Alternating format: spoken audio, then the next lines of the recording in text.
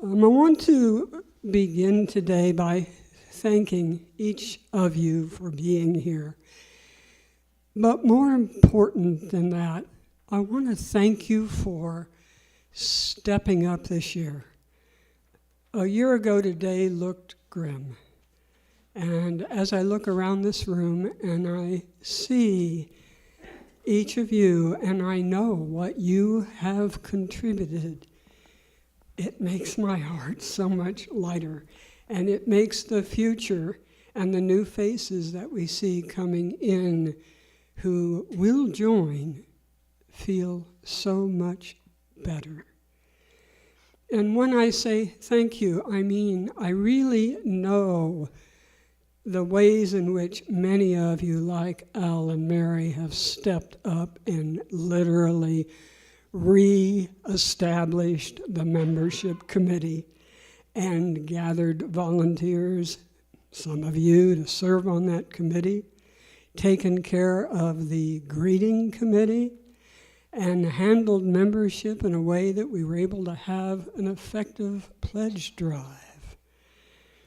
And then there are others who stepped up and pulled together the finance committee.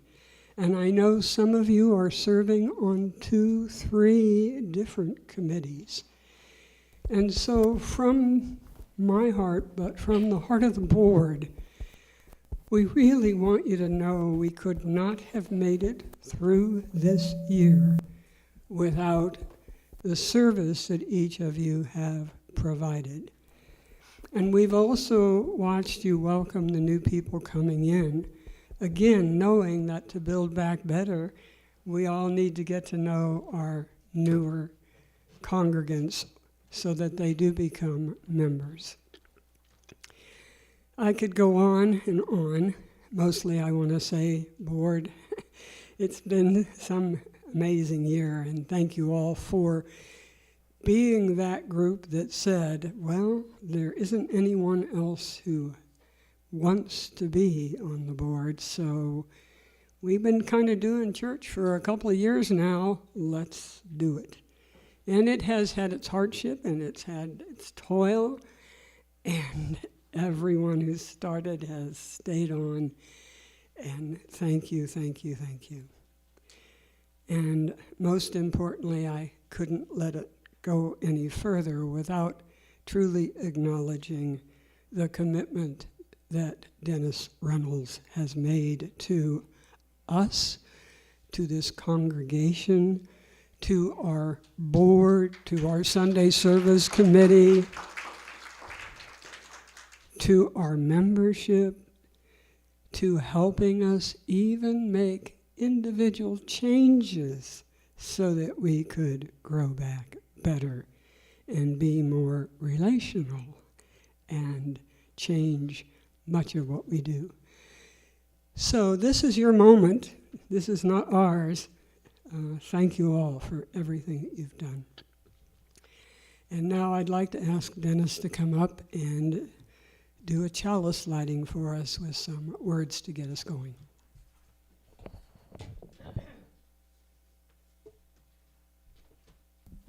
I like the notion of not being up there in the pulpit quite so much. I've asked Doris to light our chalice after I share these words from the poet David Wyeth. Working together.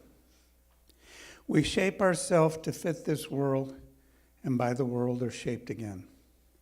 The visible and the invisible working together in common cause to produce the miraculous. I'm thinking of the way the intangible air passed at speed round a shaped wing easily holds our weight. So may we in this life trust to those elements we have yet to see or imagine and look for the true shape of our own self by forming it well to the great intangibles about us.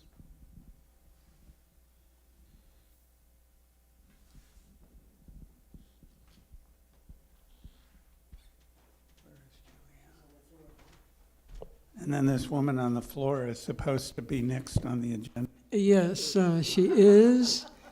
And all of you in your packet and in the newsletter had a list of those qualifications necessary to vote and are here because you have them.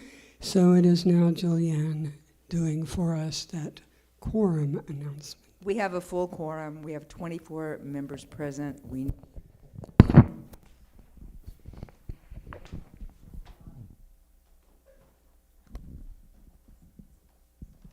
So we are official. Okay. And because I have some pages to kind of look at a little bit, it's prompt for myself. And I have a verbal report. I'm going to come up here. A verbal report, and then I'll be working with Genevieve this week to get it edited so that it's in a form that you can look at a written one later. And I just want to echo to begin with what Lillian had to say about the people stepping up here. And particular kudos to the board. I found it intriguing that I had a relationship before I came here with many of those folks, because it's also the Sunday Services Committee who had kept Sunday services going through the pandemic, who also were the same people who stepped up to be more formal leadership during a time of transition. And I think that's what we need to recognize, that this congregation, like so much of our culture and our society, is just coming out of the shadow of the pandemic, which was a disruption both directly and the anxiety and fear it created has fed tensions and anxiety in the larger culture. So we're not alone in trying to figure out how to do church again. And I particularly want to give kudos to that Sunday services group working with Michael earlier and now with Jake to figure out how to do this thing we call hybrid worship, where even if you can't make it here on Sunday morning, church is available to you. And if you missed part of what I or somebody else had to say, there's a recording to go back to check it out. And it's a different way of doing church. And so it's been that huge piece of transition. And particularly some of the people, one of the things I found around is this kind of who do you call stuff. If you want to get some people to put together some food, you talk to June and Doris to, pass the magic. They've told us they're not moving those chairs downstairs ever again. But it's like knowing who to ask, who will know who to ask. And I always just want to recognize one of the people I found as a go-to is John Asham.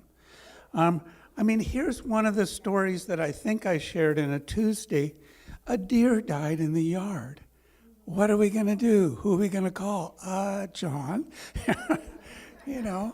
And so you'll all be getting calls, because I know when we start looking at bylaws, I'm going to talk to that guy over there who's been sharing membership, So Al, who's an engineer who does bylaws, And we'll be looking at the attorney over there too when we look at bylaw reviews. So, thank you all. And most of all, thank you for showing up here week after week, year after year. To do so is a profound act of faith. It's been a year. It's been quite a year. And midway through that year, I began to serve as interim consulting minister. When you approved your budget a year ago, there was no line item for that. Once the endowment committee all were able to gather, they authorized money for initially a one-year contract, and we'll talk some more about how that's manifested when we get into budget. And now part of that, I need to acknowledge, I'm not the minister. Well,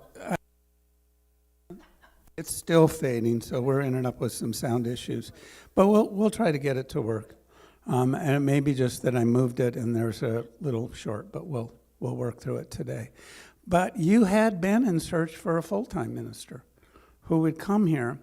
And when that search failed, like many others did across the country, well, let's say it wasn't successful. It wasn't a failure. You got something out of it. You got me, right? And the reason you got me is Keith Cron from the transition office in Boston put out a call to a group called URUMPS.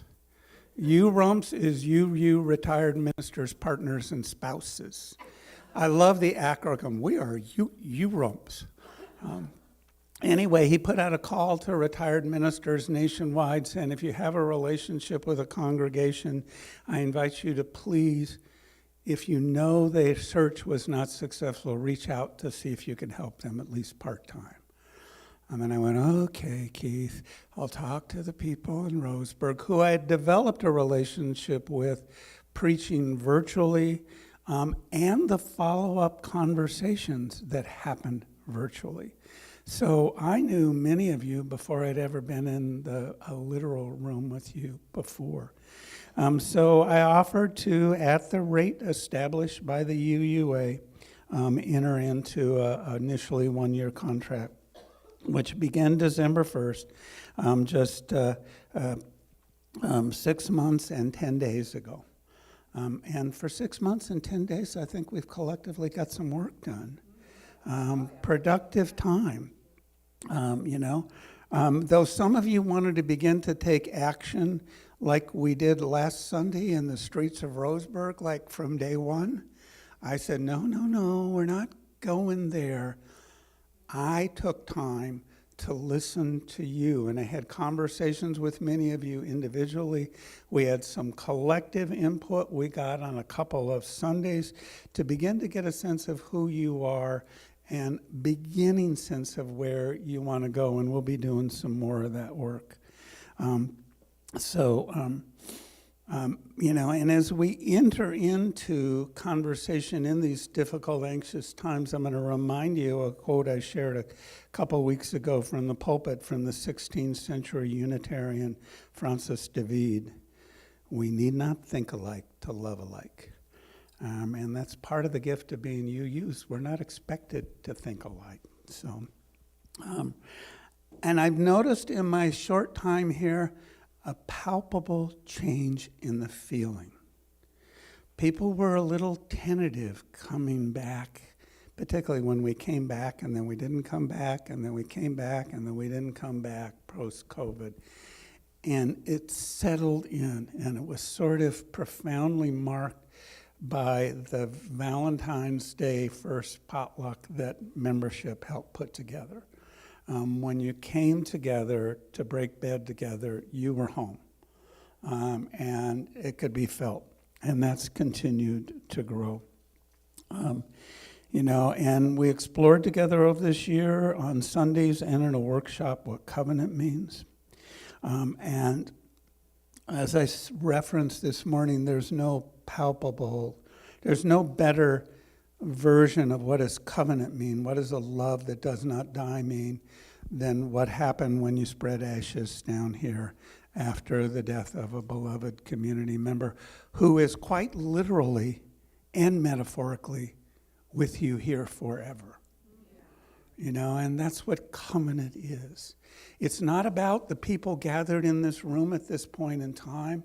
It's like Martha describes the three chimes. It's those who were here before, those who are here now, and those who will be here at some unknown point in the future.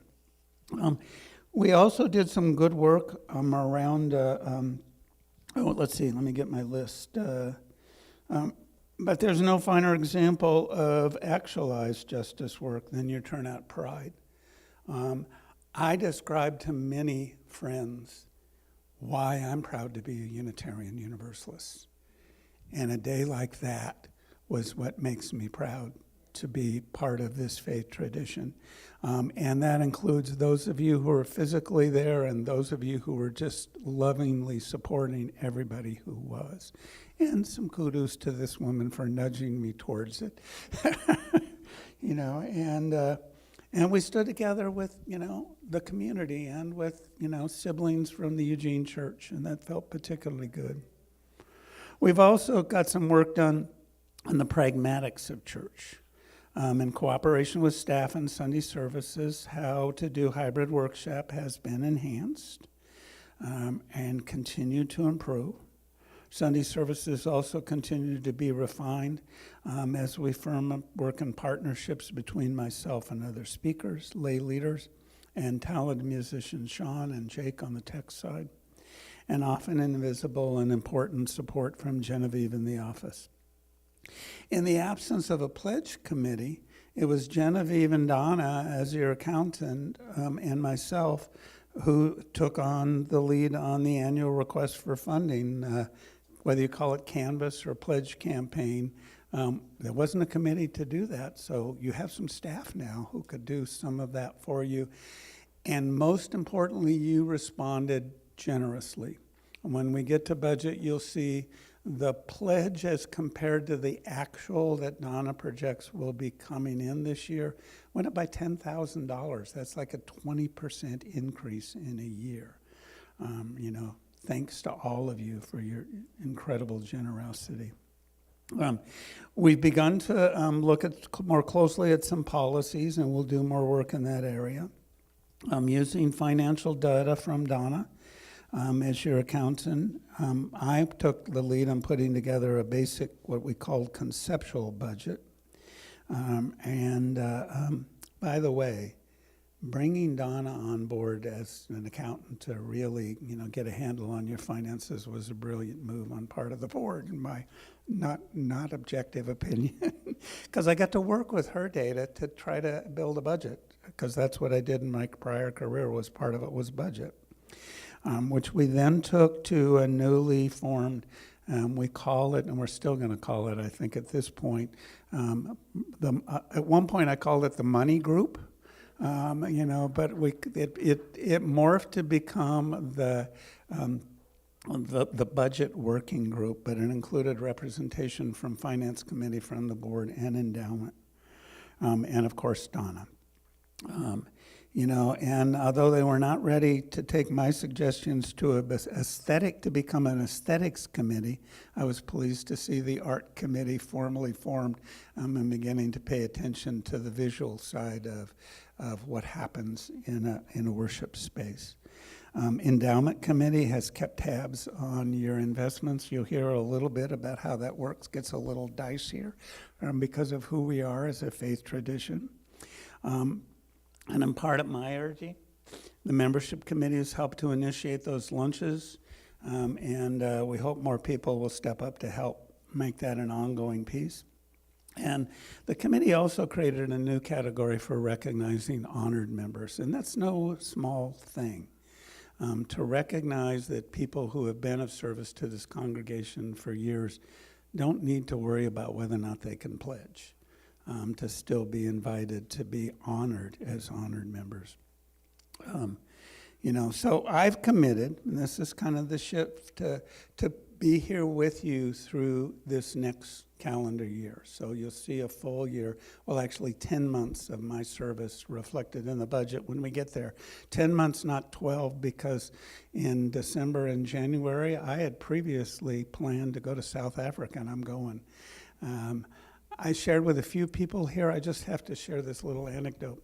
I got an invitation in the mail, and it read, Noah Reynolds Schwartz, my grandson, invites you to be present at the wedding of his parents, which will be January 3rd in Cape Town next year. So I'm going for 2 months. I'm going to spend Christmas with part of the family, a wedding, and all of that. But then I'll be back, roll my sleeves back up, and get back to work with you. We got work to do.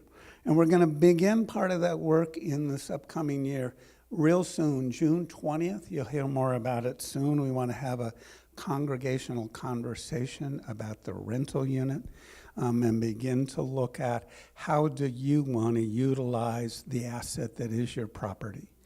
We weren't going to talk about that till maybe fall, right? But the renter left, and it's empty. So we need to begin to think about what does that mean and what are all the options.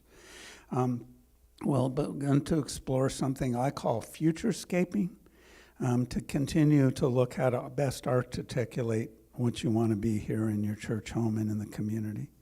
My hope is that we might come up with at least the outlines of something like a 5-year plan.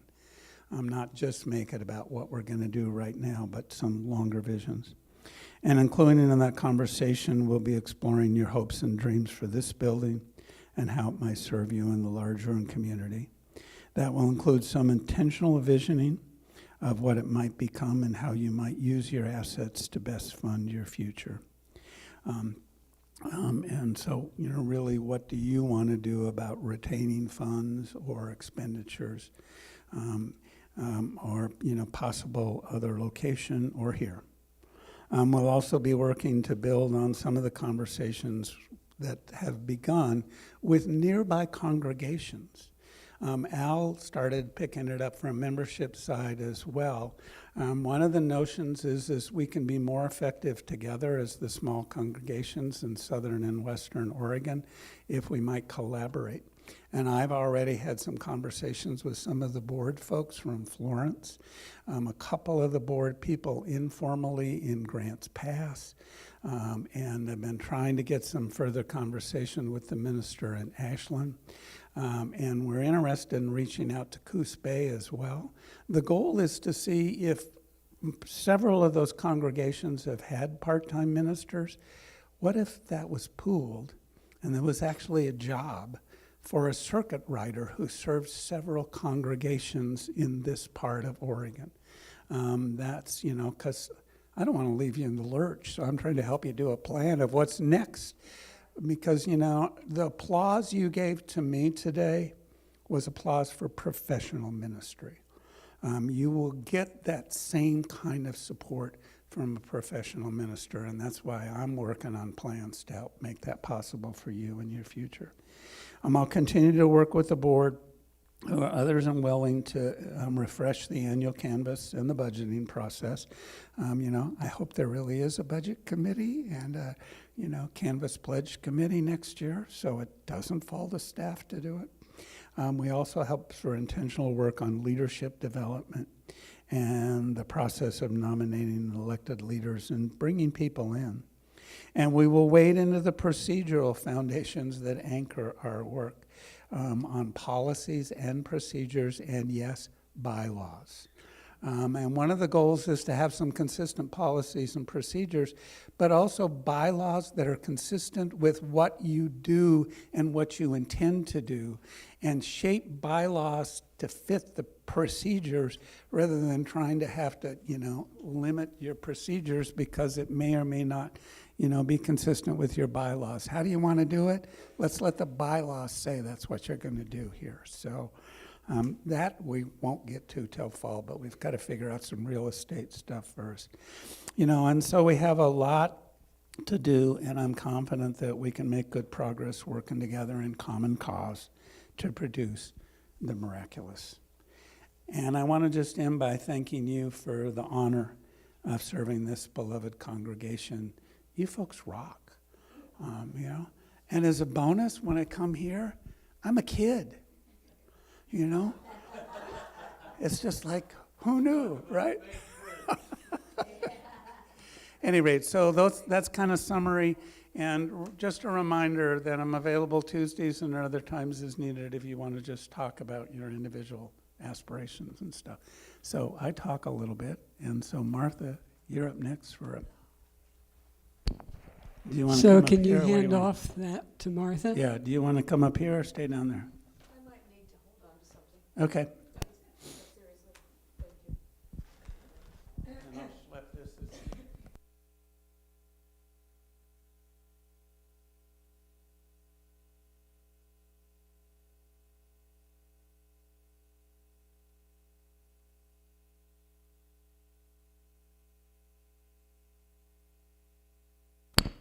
I'm short, so give me a minute. I forgot.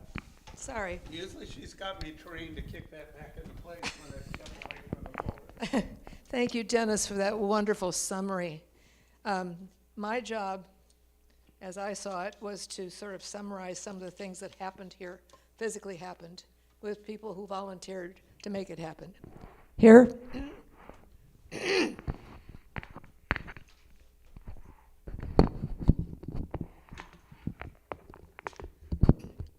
How's that?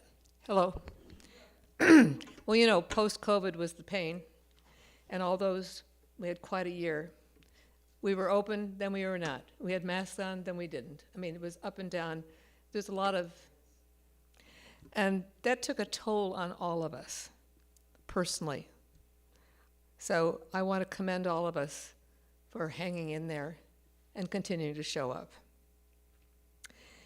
When we took the responsibility of the board, Lillian and I sort of broke tradition by saying, let's do a co-president's type of job. So that's what we did. We both have different tools in our toolboxes, and we work together pretty well, and I can tell her where to get off, and she can tell me when to get off. It works really well. So our goal for the year, basically, as a board, was to restore this place and help it grow. So to redirection our focus towards that growth of membership through growth in committees, what we did was we appointed board liaisons for as many committees as we had who were functioning. That broadened the impact of communication, the intra-committee communication, which is so vital, so the left hand knows what the right hand is doing. So we often are so used to doing our thing, which is great, but it's also good to have everyone know what's going on. So we did that, and we also wanted to make sure that we were present to the congregation and reported things to the congregation. We tried really hard to be everywhere. Does that make sense? I feel sometimes like a split infinitive on Sundays. I'm going here, going here, going here, going here, never stopping to go to the bathroom, et cetera, et cetera. But I really enjoy doing that to get to know everybody and to know what's going on. I would love to have 45 minutes of uninterrupted time to do that. And I thank all of you for every little piece that you're doing to hold us together. But we basically said communicate, communicate, be present, and communicate. Well, last summer, we were very fortunate to start a renovation of downstairs we used the Slemmer account, which Anna Slemmer had been a congregant in the past and left money. And we were able to put in the new floor downstairs, which then precipitated a whole bunch of stuff. We had to get rid of all the old furniture. And then we started a furniture fund. Several of us donated towards a furniture fund. We got furniture. And then we sort of repurposed, thanks to Lillian and JC mainly, we repurposed the usage of downstairs. We dedicated certain things to certain places. And so far, so good. It's been working. And we have that lovely place downstairs where you had lunch. And as much as I hated those chairs when they first came, my bottom is getting used to them. It just supports my back. The other thing that we've done is we moved the library downstairs. Well, you remember what this room looked like. It was a veritable rat's nest of books and whatever. And JC and Lillian took it upon themselves to get rid of the stuff, get it downstairs, go through it. There's many people that did that, but they were the main movers and shakers to make that room for Dennis Reynolds to be able to be there. We updated the media equipment. We've had the luxury of these wonderful grants that Lillian has written to buy the extra media that we can do all the hybrid stuff. We do the live streaming improvements, special performance, concerts, workshops, open mics. It opens up this whole new world to make us the center of, this is the place to go. We have the facility. Come use our facility. Do your concert. We'll enjoy, and so on and so forth. So we have that. We have Sean's open mic. That brings it in a whole nother element. I've been a couple of times. It's lots of fun. I recommend it, second Wednesday of each month. We have had special concerts and workshops and so on and so forth. We increased staffing. Hiring the part-time accountant, having Donna was a lifesaver. It has helped us bring us up to date with all our financials, all online. John, we are online as an official church member. We're all online. And it saves eons of time. and in money.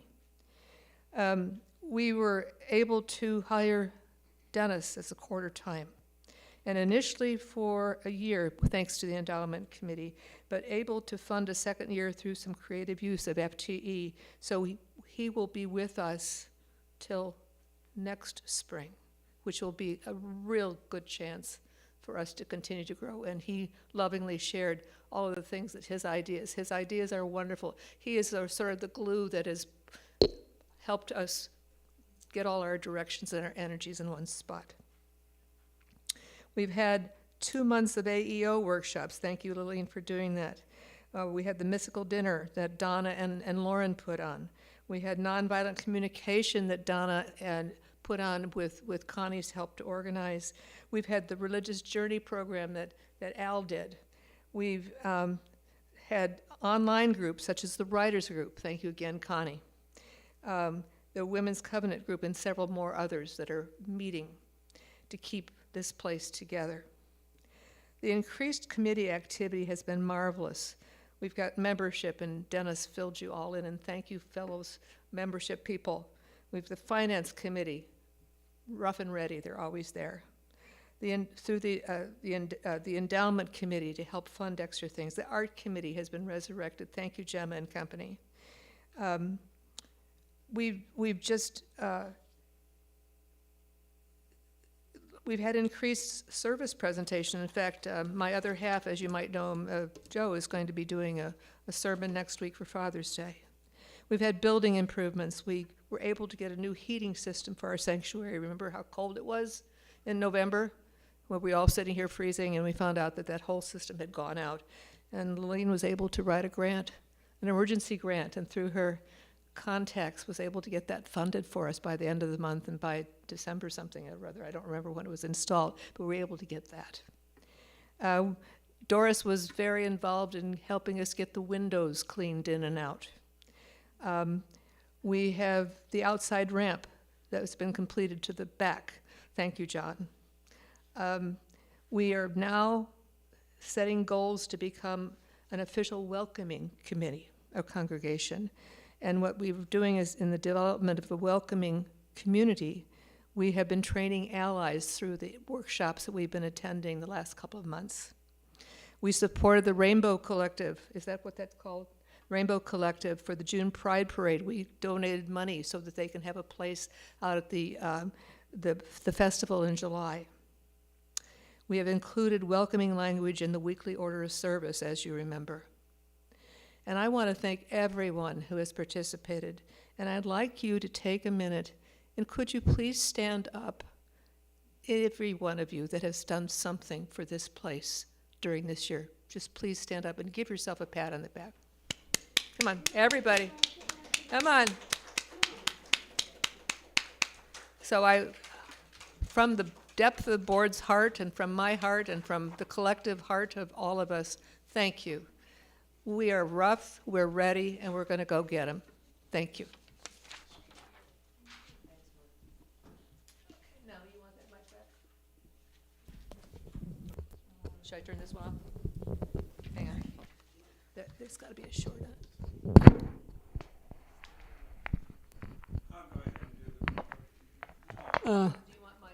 Yeah, I just want to add one thing to what Martha said.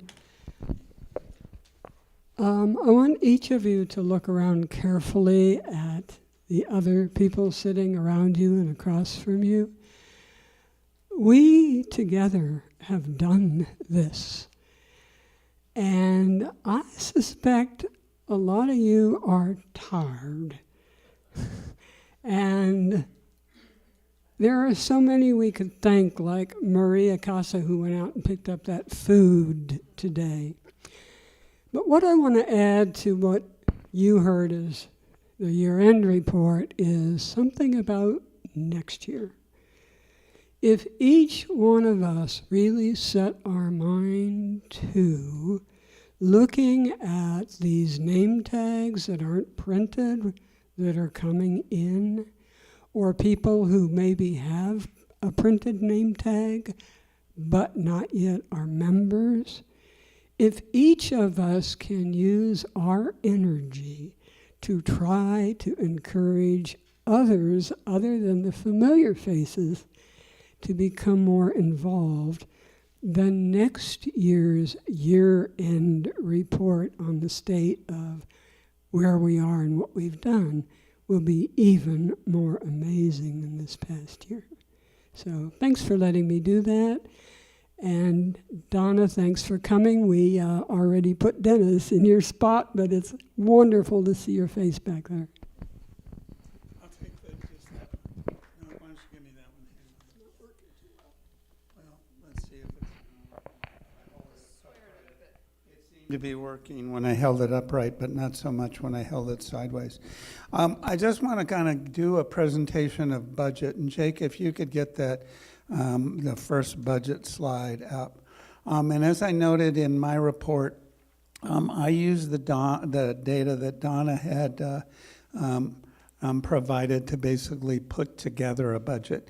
A little bit of my history, when I was a child care administrator at the university, the first bullet point on my job description was creation and administration of the budget. So, I've done budgets before, but I'm not an accountant, and as I did then, I now account on somebody who actually gives me good data. And I know the unfortunate history of a couple of treasurers who kind of were in over their head. And so Donna had to go in and kind of clean some things up, and you're in good shape knowledge-wise. The other piece is to understand, compared to other small congregations in this region and beyond, you are in really good financial shape for two reasons. You own this building and the surrounding property. You don't have a lease payment or a mortgage payment. And you have an endowment that creates some possibilities for your future. And so it could be even scarier. But in the meantime, the budget picture is such that you need to begin to look at the assets to figure out how to budget. The pledges line item is based on actuals, what was pledged for the upcoming church year. And as I shared earlier, it's actually over 10,000 when we got the final figure. But we predict that the actual, based on Donna's analysis of what's coming in, will end up the year with 51,000 in paid pledges. And next year we've got 63 pledged to come in, and that's a significant increase. The donations piece is primarily what comes in at the basket. And it's a little bit under what the actuals have been, because based on what we've seen in other congregations, sometimes the basket is up when you have people who have not yet joined and made a regular pledge. So we can't count on it being 100% of what it has been. Because hopefully people are just going to pay their pledge, and there might be a little less in the basket on Sunday mornings. But it's also based on a projection from what we did. Okay, I'm just going to shake. I don't know. Maybe we'll go to the other mic, but we'll see, because I want to be able to do it to you. And the endowment for ministry, as I said, is the figure is the recommended pay for a quarter-time minister in a congregation this size. I'm not giving you a big discount other than you only have to pay 10% in lieu of benefits, because I may be the kid around here, but I still get Medicare. So that means a savings to make, because I'm not asking you to help fund a benefit contribution by anything other than another amount. So that's from that, which would come from the endowment. And then the unallocated ministry funds, there's a note on the back which explains this is a little bit further. As we said, that the endowment committee had, I can't remember if you guys used the word conceptual or provisionally, but had sort of supported the concept of 2-year contract. And we're not going to spend all of that. So the difference of running on out for 2 more years is, for a total of 2 years, and it's really only going to be like 17 months altogether. And 7 months of less ministry would mean, 9898. That's what that unallocated ministry funds is. It's endowment. It's a draw from your endowment funds. The rental account, originally when we had some conversation with the budget working group, we talked about taking that up more than it is up from prior years. Last year, I believe it was about 15,000. It's because we're not getting any income out of there right now. And whatever we do, it'll be a couple of months before something can change at least. We anticipate that the rent will be higher if you decide it's going to continue to be a rental, but it's going to need some work and some things like that. The good news is that we project that there'll be nearly $10,000 in that account, which consists as a reserve account to help fund some of those repairs and things as needed. So there's a little bit of margin there, but in a, nearly $118,000 budget, a $10,000 cushion is not a whole lot. So that's what that's about, coming out of there. And the little piece for rental, they pay about half of it. Again, we're looking at that as a 10-month basis. Outreach funds is the remainder of a $7,900 grant that Lilene wrote from the Chalice Lighters that's specifically targeted towards outreach. So we haven't spent all of that, so we're including that as carry forward into this year. And then there's corresponding expenses on the expense side of the budget. Any questions about income that we can help clarify?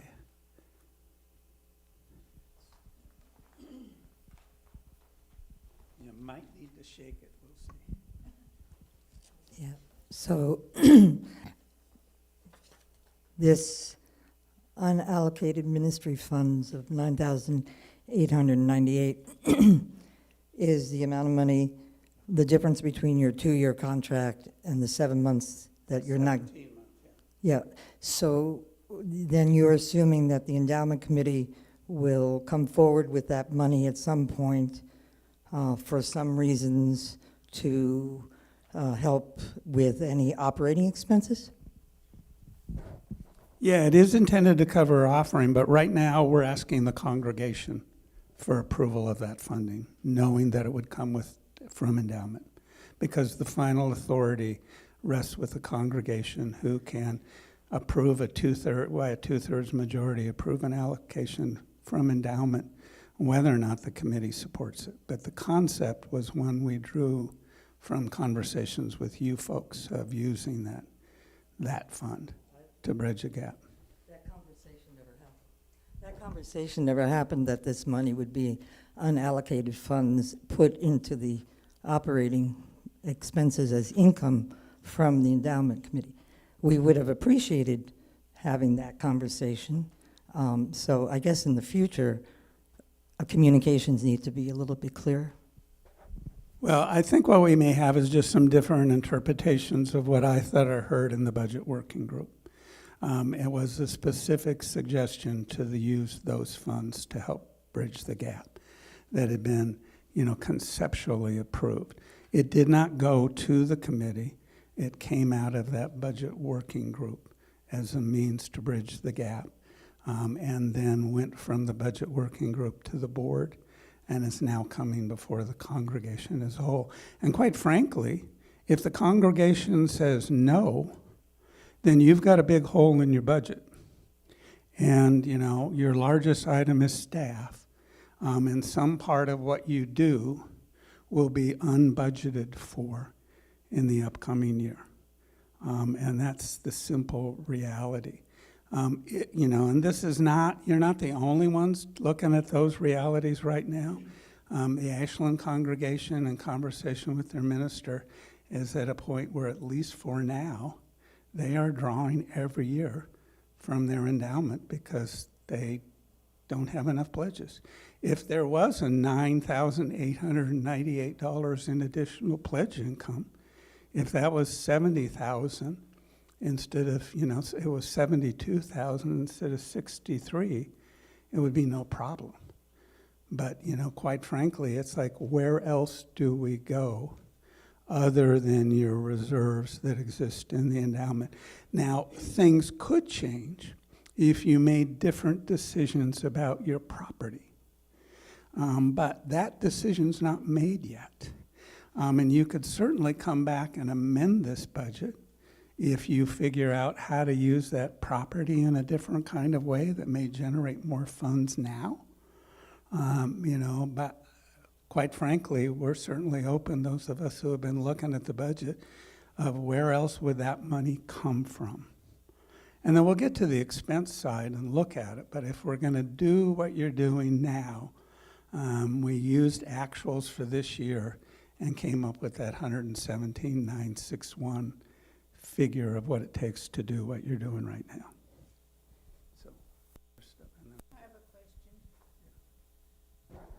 So, if, instead of having this money reserved for you to come back next year, they're gonna use it for operating expenses. Then what are we gonna do when you come back and need to get paid? It's the difference if I had worked December 1st this year through December 1st, let me get my years straight, 25, okay? Then, in the next budget year, then it would be 2 full years. But because it took a while to get the endowment committee, my contract did not begin at the beginning of this church. I didn't start till December. In December 22. And if I had a 2-year contract, I'd go to December 24. Okay, that's the middle of a church year. That's not a good time to make a change for you, right? I don't want to work for you for December 24, mostly for you.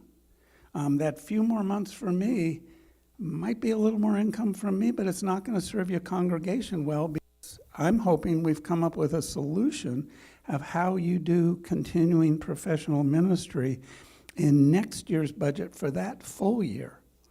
And not having to come up with somebody else in the middle of the year, in 24.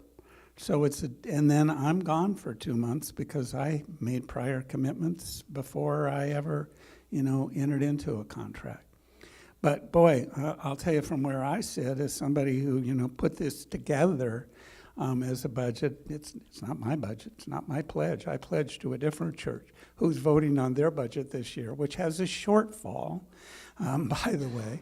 370 members doesn't guarantee you're going to have a balanced budget. Eugene has a significant shortfall this year as well.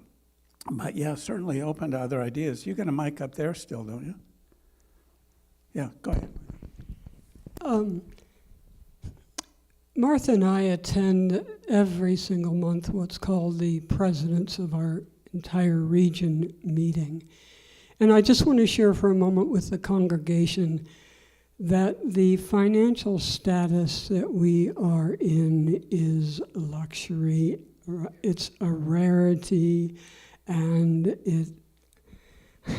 it's pretty amazing compared to others. We have churches in our region alone that have lost their buildings because their congregations during COVID did what happened here. Many moved away, many got too old, many went to assisted living.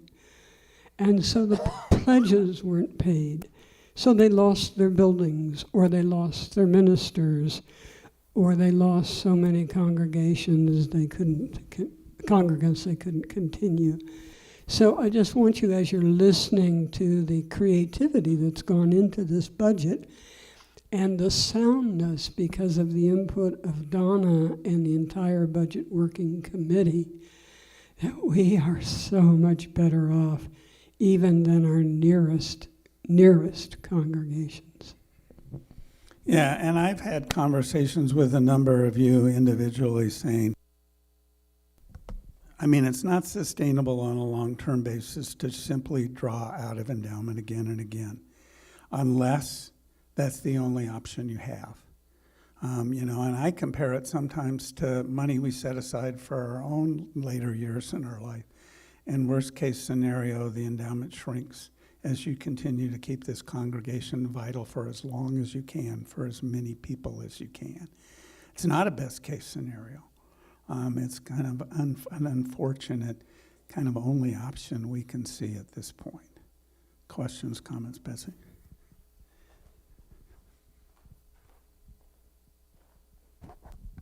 I never know for sure if what I'm saying is apropos of what we're discussing, but you mentioned something about, or I got the impression that we might opt for shared ministry with 4 different UUs in the same way that you are 1/4, then maybe, you got it, okay. Yeah, that's a hope for a future, but the reality is those other congregations that we might enter into that partnership with, they're setting their budgets right now too. So they're kind of set for this year, just as we're trying to get set for this year. For example, in Florence has entered into a verbal agreement with Corvallis to help fund an intern position. And so they might be interested in 24, 25, but they don't have the funds for 23, 24. And so the same thing would be, what my hope would be that a year from now, you are voting for a budget that does include that kind of partnership.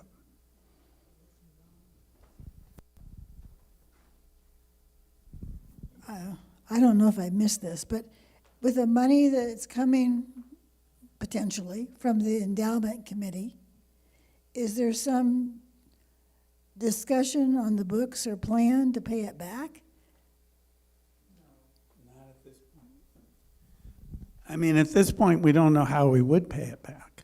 I mean, there's a whole variety of options. I mean, part of the thing is, like I said, you have assets, but your largest asset is not the endowment. Your largest asset is your real estate. And this is part of the conversation that's going to go on later, beginning on the 20th. We've got an estimate that if we partitioned off that lot that's the one house, a target figure was about $370,000 for sale, potentially as is, okay? There would be some partition fees and some things like that involved if that's what you choose to do.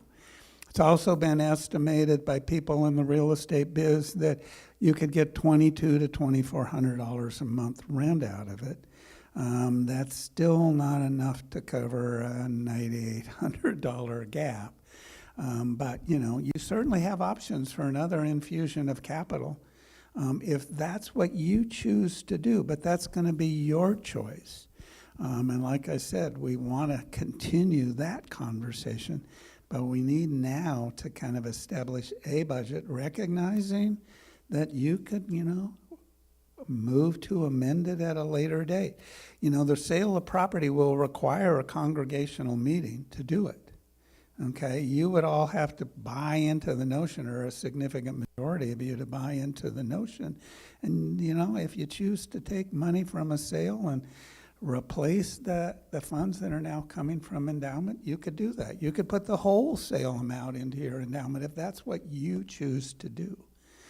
But right now, it's the only one that's readily tappable into, and we're going to hear a little bit from endowment committee, I think, later today. But the other part that's a little bit dicey is there's some question about volatility of the earnings.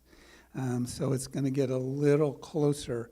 When the endowment committee looked at bringing me on for up to a 2-year contract, they thought there was pretty good margins in the endowment without tapping into corpus, and we hope that's still true.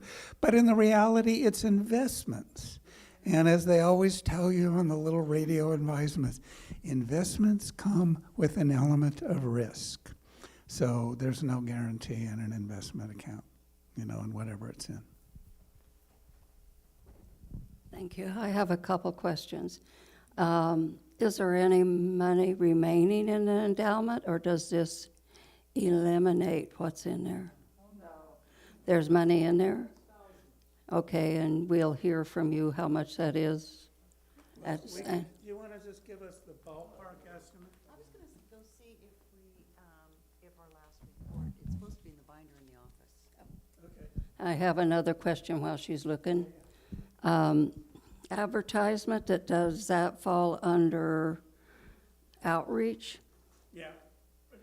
Because I think one of the things that had one of the biggest impacts on this community is when the church took out a full-page ad, really letting the community and the News Review, letting the community know what we believed. And we got a lot of positive feedback from that. So that's why I'm asking where that falls, because that was a pretty big expense. Right, we're gonna get to expense side here in a little bit, and we'll go to that part of the budget. But before we do, are there any other questions about income? And we're trying to get a question answered about the endowment when they get back in the room. Dana, do you remember ballpark about what the corpus is? 320 something-ish, something like that? Or am I just transposing numbers? Is it 230? About 285 ballpark. Yeah, her and Donna are probably downstairs looking for the funds. But that's a sort of a ballpark figure of the total of endowments, about 285. And quite frankly, that's part of the conversation about, 285,000. And those funds were allocated in the first place with the intention of potentially buying another location in a different home than this one, which you'd also have some other money from here to invest if you chose to do that. All of you, am I doing this? Okay, there it is. All of you know who I am and what this church means to me. I'm letting you all know that money is of less importance to me. But what I see is, and I'm just making this statement for those of you who are just wondering what all these numbers are. The endowment committee has a dedicated purpose, and it has dedicated money. Those things are very good for us. Having squeaked through what we've just squeaked through in this country and stayed alive, the endowment's been working for us. But if we have actual money that could be spent for something more lowly, like everyday expenses or staff or something like that, maybe that's part of our need in this particular day and time. It doesn't mean that the goals and functions of the endowment committee should be any different. They're important. They've worked for us up to now. But I'm just saying, as one member of this group, if we need $9,898 to keep going, and they have it, they're part of us. And if I have to leave and can't make this, I would, at some point, suggest that we just vote to do it, because it's not more important. Paying the people we have is just as important as doing something for the future. And I honor them for holding firm, but in this case, we are being asked as the congregation to use our legally given right to say, in this case, we need that $9,000. And as a process, just check into, and we'll go to expenses here in a minute, one of the things to be aware of, and if you look at, in your bylaws, it says the ultimate authority lies with the congregation. And the endowment committee has really been good stewards of the money, and they're paying attention to the kind of things that are happening at GA, et cetera, and, and keeping you apprised that it's volatile and may get more volatile. Just a brief summary of what that's about. The UUA voted to divest its investment funds from fossil fuels. And then there's issues about possible reparations that may have negative impact on our investments. Our investing in justice may cost us some money. That's just the reality of capitalism. Right, as a UUA, of which we have a portion of that investment portfolio, is in the name of this congregation. You know, and one process thing that you could do, you could choose, and this is following up on the suggestion of a borrow, to make a draw, to be reconsidered at a future point when additional assets may become available to restore it. I mean, you could certainly do something like that. Diana, you got like kind of update figures? Yeah, let's do that.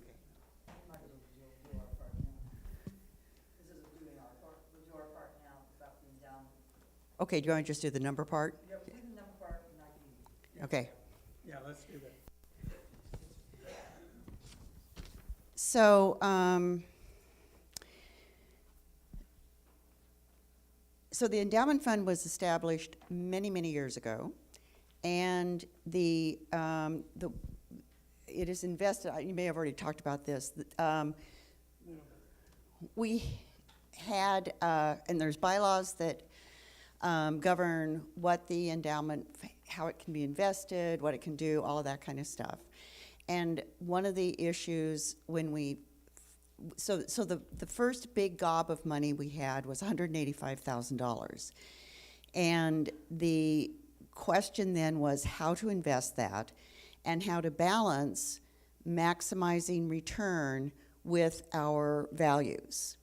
And so there were a lot of discussions, meetings, and ultimately congregational meetings about what to do. And we decided to invest it with the UU Common Endowment Fund that I think you were talking about as I came back up the stairs. Did you talk about what's happening with the Common Endowment Fund right now? Okay. So we invested it, and so there was the initial $135,000, and then in 2021, we had additional gifts. So what's kind of happened is there have been small gifts and then big gifts. The small gifts accumulate in a credit union account until there's sort of big gifts or a lump sum that makes it worth, that we can transfer to this common endowment fund. So in 2021, we invested an additional $38,739.82 in the common endowment fund, so that the corpus, so that's the base amount that is the amount that has been given, and our bylaws say we have to deal with that differently than we deal with what has been earned. So that number is $277,464.24. The market, and until a year ago, until the request was made with the minister, there had never been a request from the board for any distributions from the endowment fund. There's a whole bunch of stuff about kind of, the purpose of the endowment fund, and as you would gather, among other things, it's not for the operating of the church. And so it has accumulated, and the market conditions were good, and there, was a bunch of money in there, or has been. And then, the market conditions have changed, gone up and down. At the same time, we were getting a request for distributions. So a year ago, we approved 12 months, $17,000 for a one-year contract for the minister. That was approved like in June of the year before, but it didn't ultimately get implemented until December, so it was at 12 months. And then there was a conceptual approval of a second-year contract at the same amount, so a total potential of $34,000 for the minister. So there is this issue of it was for a specific amount for a specific purpose, so there's sort of two things there, the amount and then the purpose, and that's what Dana's addressing.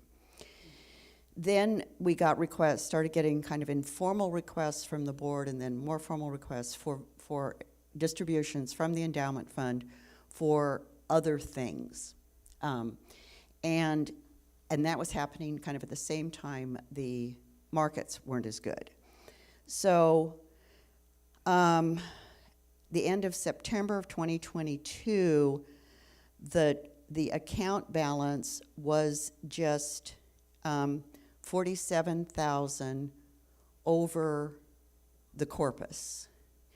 And we had made this commitment of a total of 34,000, part of which had already been gone out. But anyway, so we as a committee determined that because the market was fluctuating so much, we could not meet our fiduciary duty and approve any more disbursements from the endowment committee without running the risk that it was going to dip below the amount of the corpus.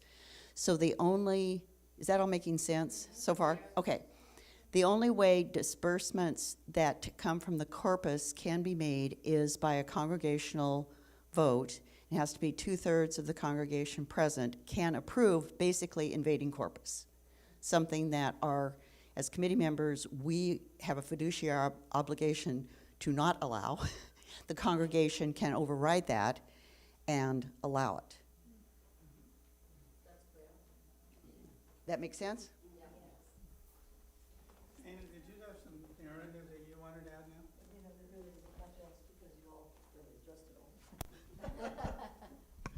I'll just say that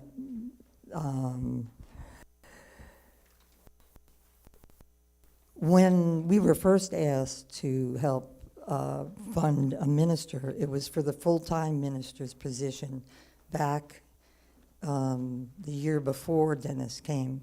And we had the ministerial search committee, and they put it out to everybody, and they had some people interested, and none of them came, and so that money was, I think, allocated to go to like $52,000 or something close to that is my memory. That's why we went ahead as the endowment committee and improved Dennis's first year and a conceptual second year to come on as a minister as a part-time, because we were totally in the same approval and wanting that for our congregation, because we knew we needed that kind of leadership. That this unallocated ministry funds is in here. I have no recollection of that being approved by the finance committee that we were all at last 2 weeks ago. There was discussion about those kinds of things, but I would have come away knowing more, specifically that you wanted that. Now, it's not that I'm not in favor of that happening. I'm just not. I feel the communication was not there. That's my. I never heard that number. I never saw that number. I don't know what the rest of you on the finance committee remember or heard. So that's the issue I'm taking with it. But it doesn't mean that I'm against or for it. It was just a surprise. So just wanted to give you that knowledge.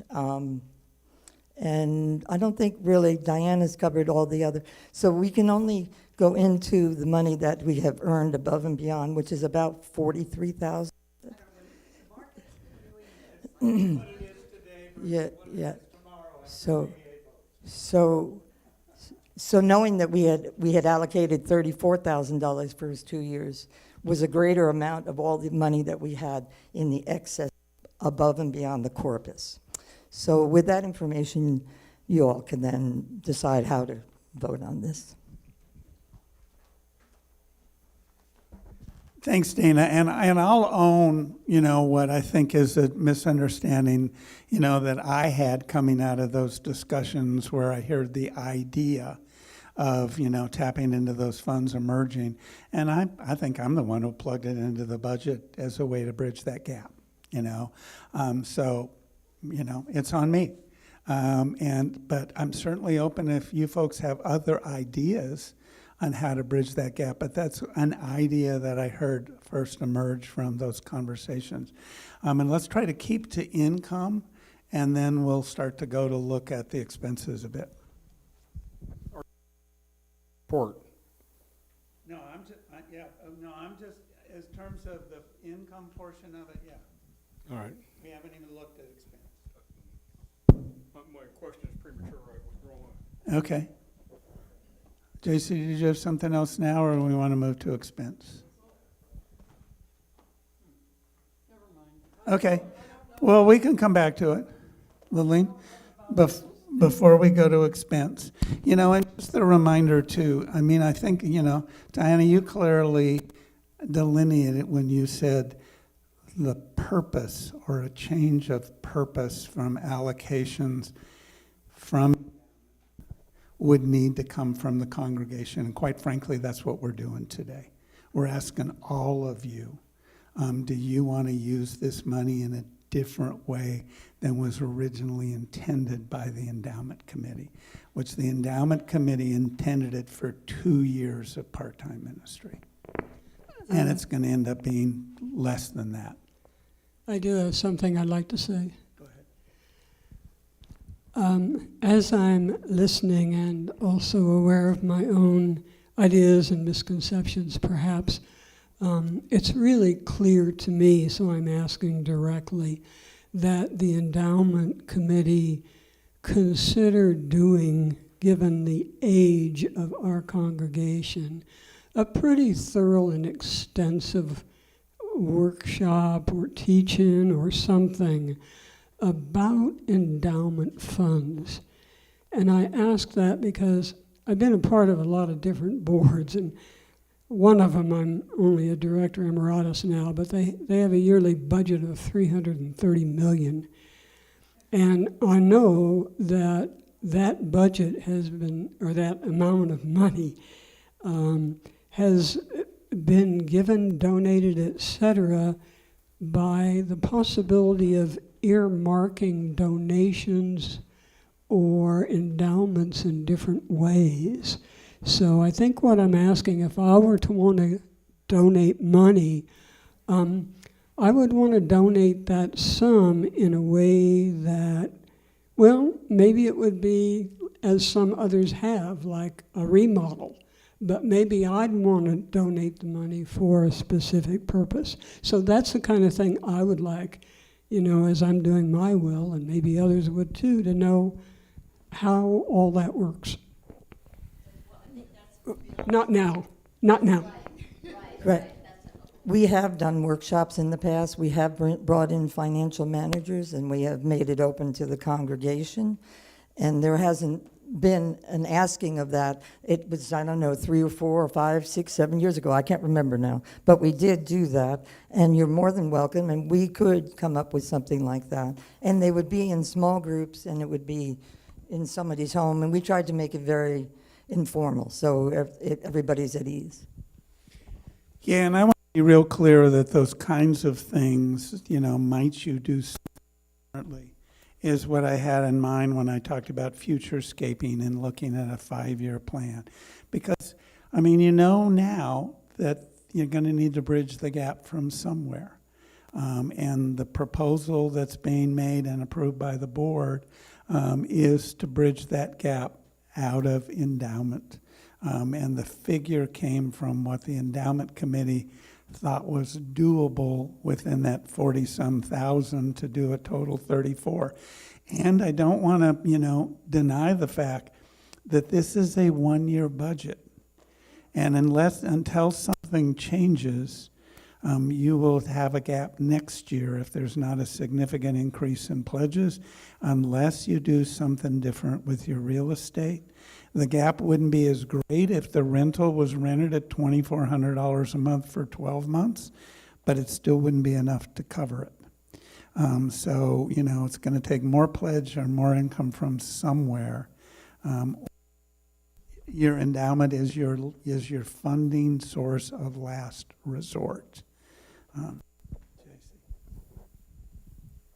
Since we had a budget committee, they came together to do this so that we wouldn't sit here and do it over.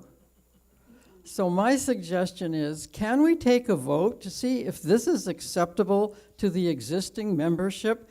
And maybe we don't have to redo what those good people already did. Well, I want to just be real clear about something that serviced today, is we've got at least some people who are in that room didn't come away thinking that's what they had agreed to. And there were ideas floated out, and I put this final version together. And in the absence of treasurer, which when we get to the slate of officers, hopefully sooner rather than later, that's not the situation next year. The Finance Committee hadn't been meeting on a regular basis because it's called together by the treasurer. And so, I just think we need to be clear about that. I'm going to go ahead just in terms of timeline and process to see if people have significant questions about expenses, because I feel like we're kind of circling around what is the reality, of what you would need to do, okay? I'm just going to do a brief summary by categories. Your biggest expenses are people. Your office administrator's salary is called for the current salary plus a 5% cost of living, which she has not received in over a year and a half. A 5% merit, and then a cost of living increase halfway through the next year, which is, just good stewardship of taking care of your employees. The music director is continuing funding for Sean's position. Landscaping is a contract. Sound and audio is basically Jake, which is what it takes to make hybrid services possible. And then the tax is tied into those employees. Okay, any questions about that category of staffing? Go ahead. And then the building are just, maintenance, repairs, pest control, those kinds of things. And then operating is, utilities, janitorial, garbage, payroll services, insurance, postage, and the like. And Sunday speakers is an estimated amount for most of your speakers, being folks like me or Steve Lansdale or Donna, who are professional clergy, supplemented by those of you who are willing and able to step up to help fill the pulpit. The child care proposal, as I recall, Aline, that current child care funding, isn't that from the outreach grant? Yes.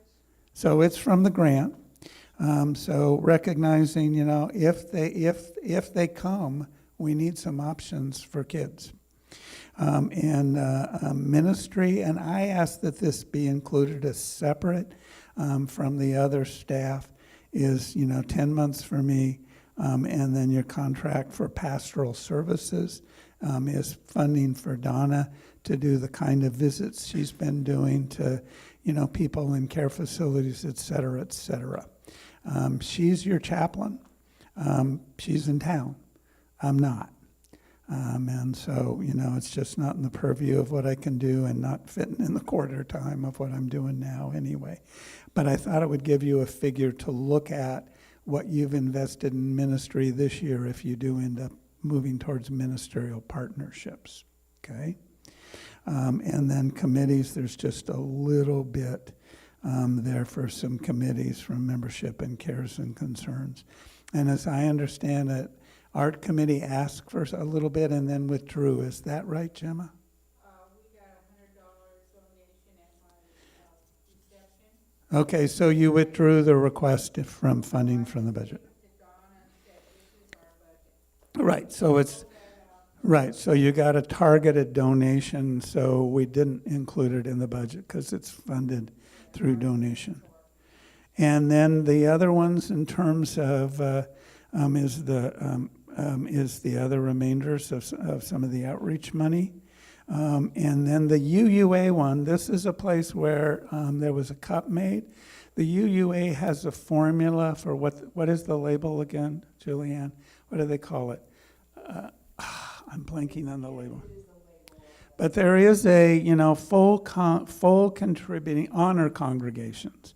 Honor congregations are those who meet the UUA standard as a percentage of budget that they donate from their budget.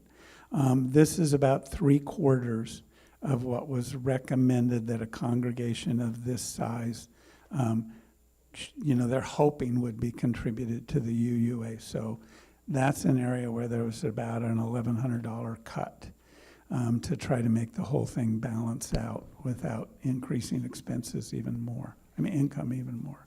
Let me throw a note into that, please. In order to be able to be a grant recipient, of which you all know we've gotten a lot of money, we have to be an honors congregation, and then we have to have a certain number of our members that are chalice lighter, chalice lighters. And to be a chalice lighter, ambassador, basically you're giving, maybe a $20 donation a couple times a year. So that's a very small fee. But when you look at what we have gotten back just in the last couple of years in grants, and we will soon, hopefully, be eligible for another grant out of a different pile of money, but we have to maintain that honor status. Is the honor status a requirement from chalice lighters, or is it just, I thought chalice lighters was just your proportion of chalice lighter status? To write for a grant and be a recipient, you have to be an honor congregation. A chalice lighter honored or UUA honor? UUA honored. And that's the exception to that is the technical grants, et cetera, that become emergency grants for equipment. But when you're asking for, say, a major rebuilding grant or restoring grant of $40,000, $20,000, $30,000, $40,000, yes, you have to be an honors congregation. Oh, okay. You were just, so that I don't end up sounding like Jimi Hendrix up here, right? Excuse me while I kiss this guy. He asked how many old hippies were here, and there's a bunch of us. So, any rate, other questions about expenses? So there is some risk with that one. Yeah. My question is, what exactly is outreach expenses? I mean, what is the money used for? Okay, Lillian can talk some about that, but the I'll be expenses really are mostly brief. stipulated by the grant. I'll be that you got. really brief. Most of it that still remains is going for materials to actually do outreach. It will complete the work we need to do on our website. It will bring Facebook up and current. It will hopefully allow for the maintenance of both the website and Facebook to continue keeping that standard high. It will also provide some for children's religious education, and then it will provide materials for programs like social action that give us visibility in the community. That would include if we chose, to do some placing all kinds of things in the newspaper, putting things in events, all events Roseburg, but doing that kind of public outreach to make ourselves better known. The best example I could give you of how that sort of thing works is Pride Parade. We invested through donations to be a sponsor. Our visibility brought in 3 other church congregations, and we did that first. That's a level of visibility that really pays off. Right, it's basically advertising and public relations kind of funding. And when you bought sponsorship, when the posters, come out for the celebration as well, your logo's on there, you're visible as a sponsor. So it's PR advertising kind of funding. Does that answer your question? Yes, it does. Yeah. That's okay, Sharon's behind you. You got time to remember. As far as like expenses go, besides my pledge, besides the money I put in every week that I'm here, when I buy something for like our committee for the LGBTQ, I don't bill the church for that. I just keep track of it for tax deductions. And I bet I'm not the only person that does that. So there are hidden expenses that aren't even being counted. Oh, absolutely. You folks cover some of it without it ever showing up on the budget. I'm going to go to Betsy, who remembered, and then I'm coming over there.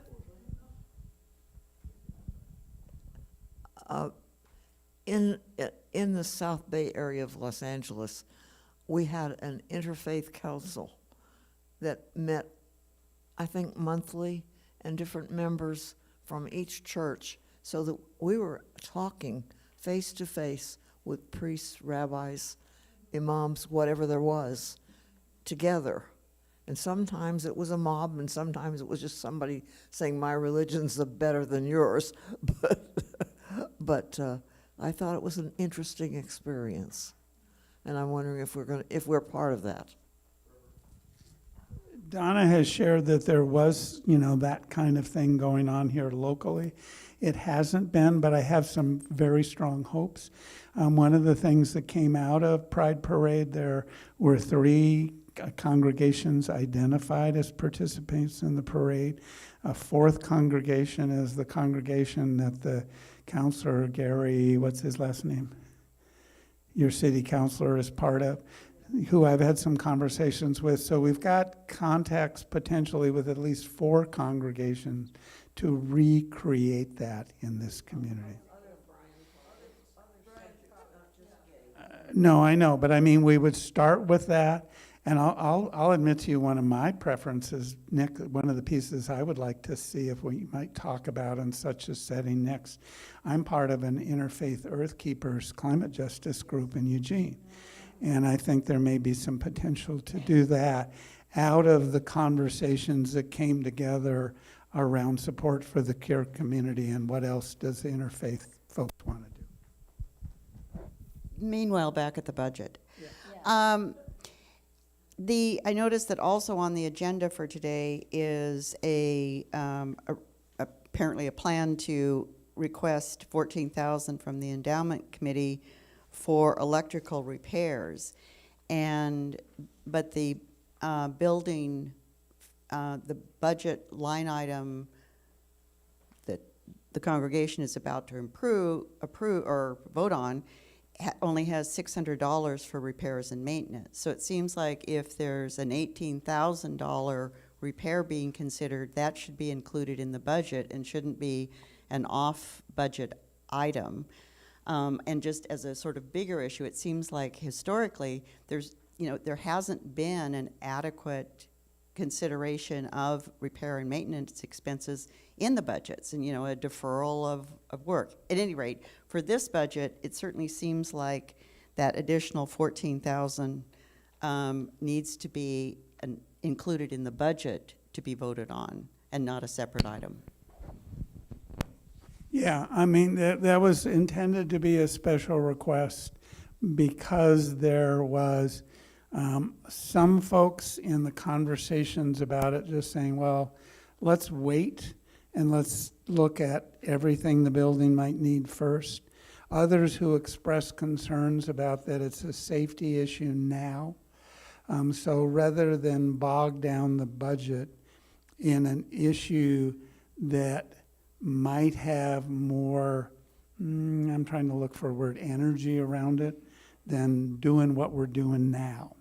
And so this budget is based on, the expenses were based on the actual expenditures from this year, so it's a base budget rather than any significant increases in any of the categories. I think that's the reason why it's coming forward as a special request. I would want to inject at this point that we have quite a bit more to do, and the the Reverend is right about that, and we made that something of a separate discussion because we did not feel we had consensus at the time to move forward, and that our congregation needed to have some discussion about it. So I'm going to ask people to please try to sum up whatever comments you're holding on to about the budget, because we still have elections and other things, and I'm aware of people getting tired, and I don't want to lose the quorum that we have so that we can move on and do the other things on the budget. So please try to keep your comments low. I'll make this brief. I've done budgets for years and years and years, 30-something years doing budgets, and some of them much, much larger than this. And we always, always set aside 10% of your total budget for your repairs, for your building.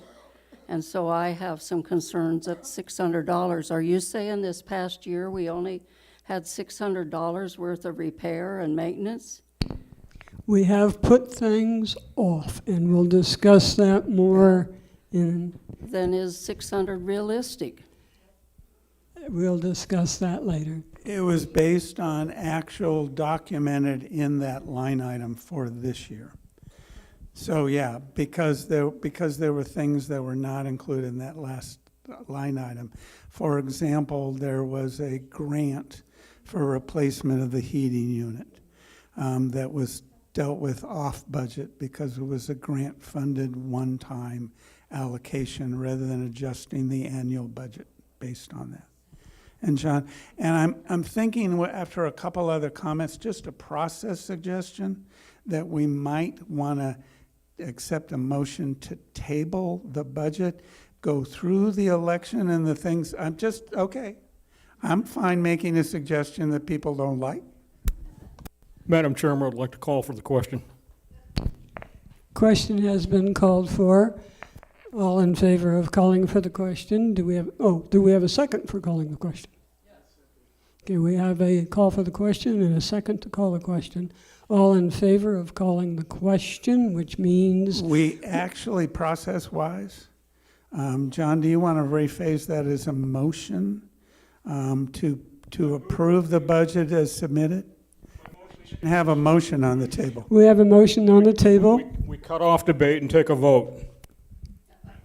We have a motion on the table to call the question. It has been seconded. All in favor of calling the question, please raise aye. Which means you're just calling to vote on it. It isn't on the budget, it's whether or not you're going to vote on the budget.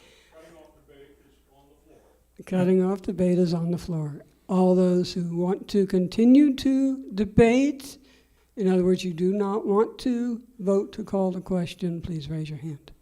So you're looking at opposed to calling the question. Okay, so we got one person who's still got something to say. Is that right, Al? All right, one more question. You want to go? Okay. Let's resolve. No, in the spirit of consensus, I just think you're really looking at clarifying and moving towards consensus. You're putting that ahead of Robert's rules. Well, thank you. As I looked at expenses, what I didn't see was specifics on our internet presence. It would be under outreach. Yes, I gather that, but it's not a lot. And there are other things. I mean, that's one of the bigger numbers on the right-hand column. We've got a lot of things there that are $200 and $400 and so on. And suddenly we have 6,000 plus with no specifics. And I think it is important enough in terms of children's RE, in terms of having a webmaster and a few other things for our survival, that we have these things as line items. Now, Yeah, we have a motion on the floor. Thank you for expressing that. I'll be happy to answer that for you after we deal with the motion. Yeah, and just point of information, Al, to be aware that 6150 is there as one figure because it matches the 6150 income from the grant. That's why it's done as a total that way, so that it matches above and below. So, okay, so sounds to me like question has been called, yeah? Question's been called and voted upon, so the question to, the vote to call the question has been approved. That ends our discussion. Do we have another motion concerning the budget?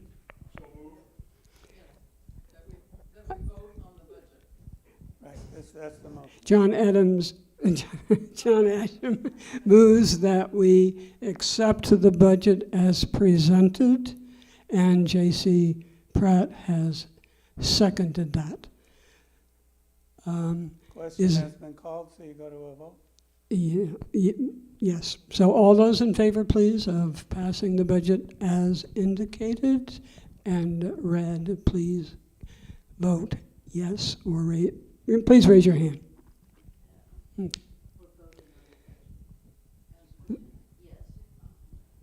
Okay. And any negative votes? Please raise your hand. Okay. We have 1, 2, 3, 4. Did you get that? 5. Five.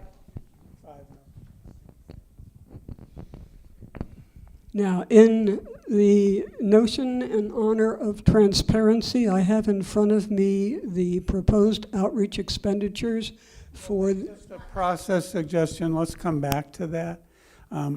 So how many people signed up? I did not have the number that approved. I didn't stand up. Okay, so we've got 5 opposed, that's what I was...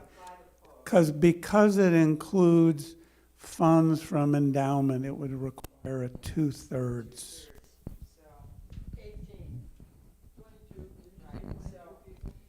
Okay, all in favor of approving the budget as presented, please raise your hands and hold them high.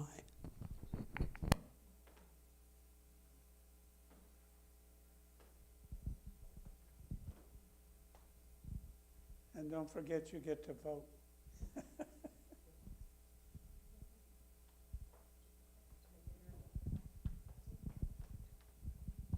count yourself, one way or another.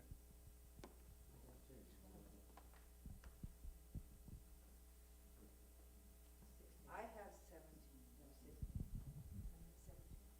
She counted herself. All opposed, please raise your hand.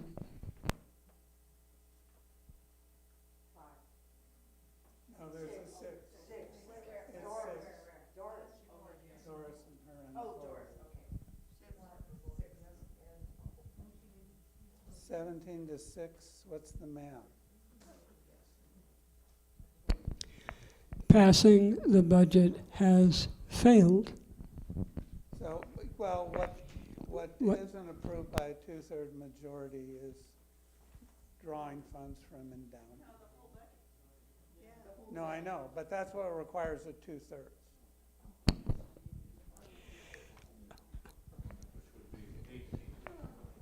Right.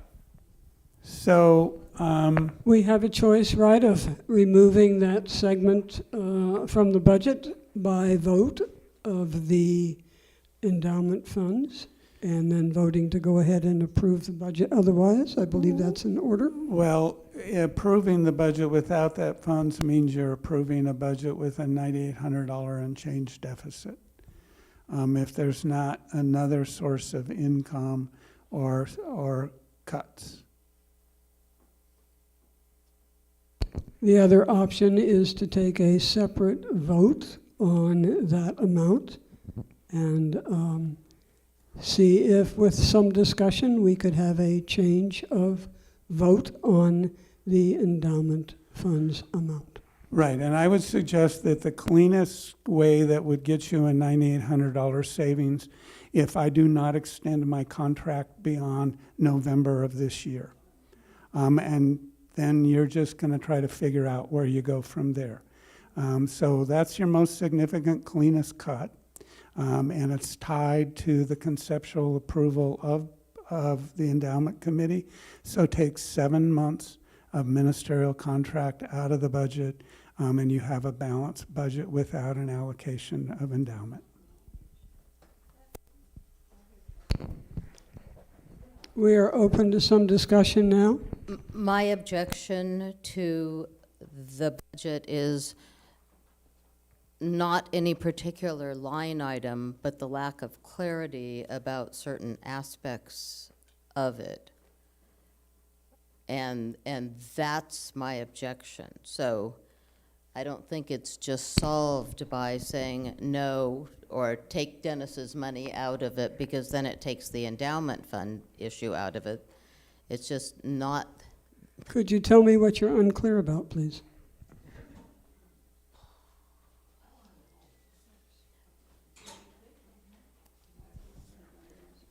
Thank you. I'm unclear about the source of all of the expenses, I guess, and the place of the endowment committee and the things that do and don't need to be approved.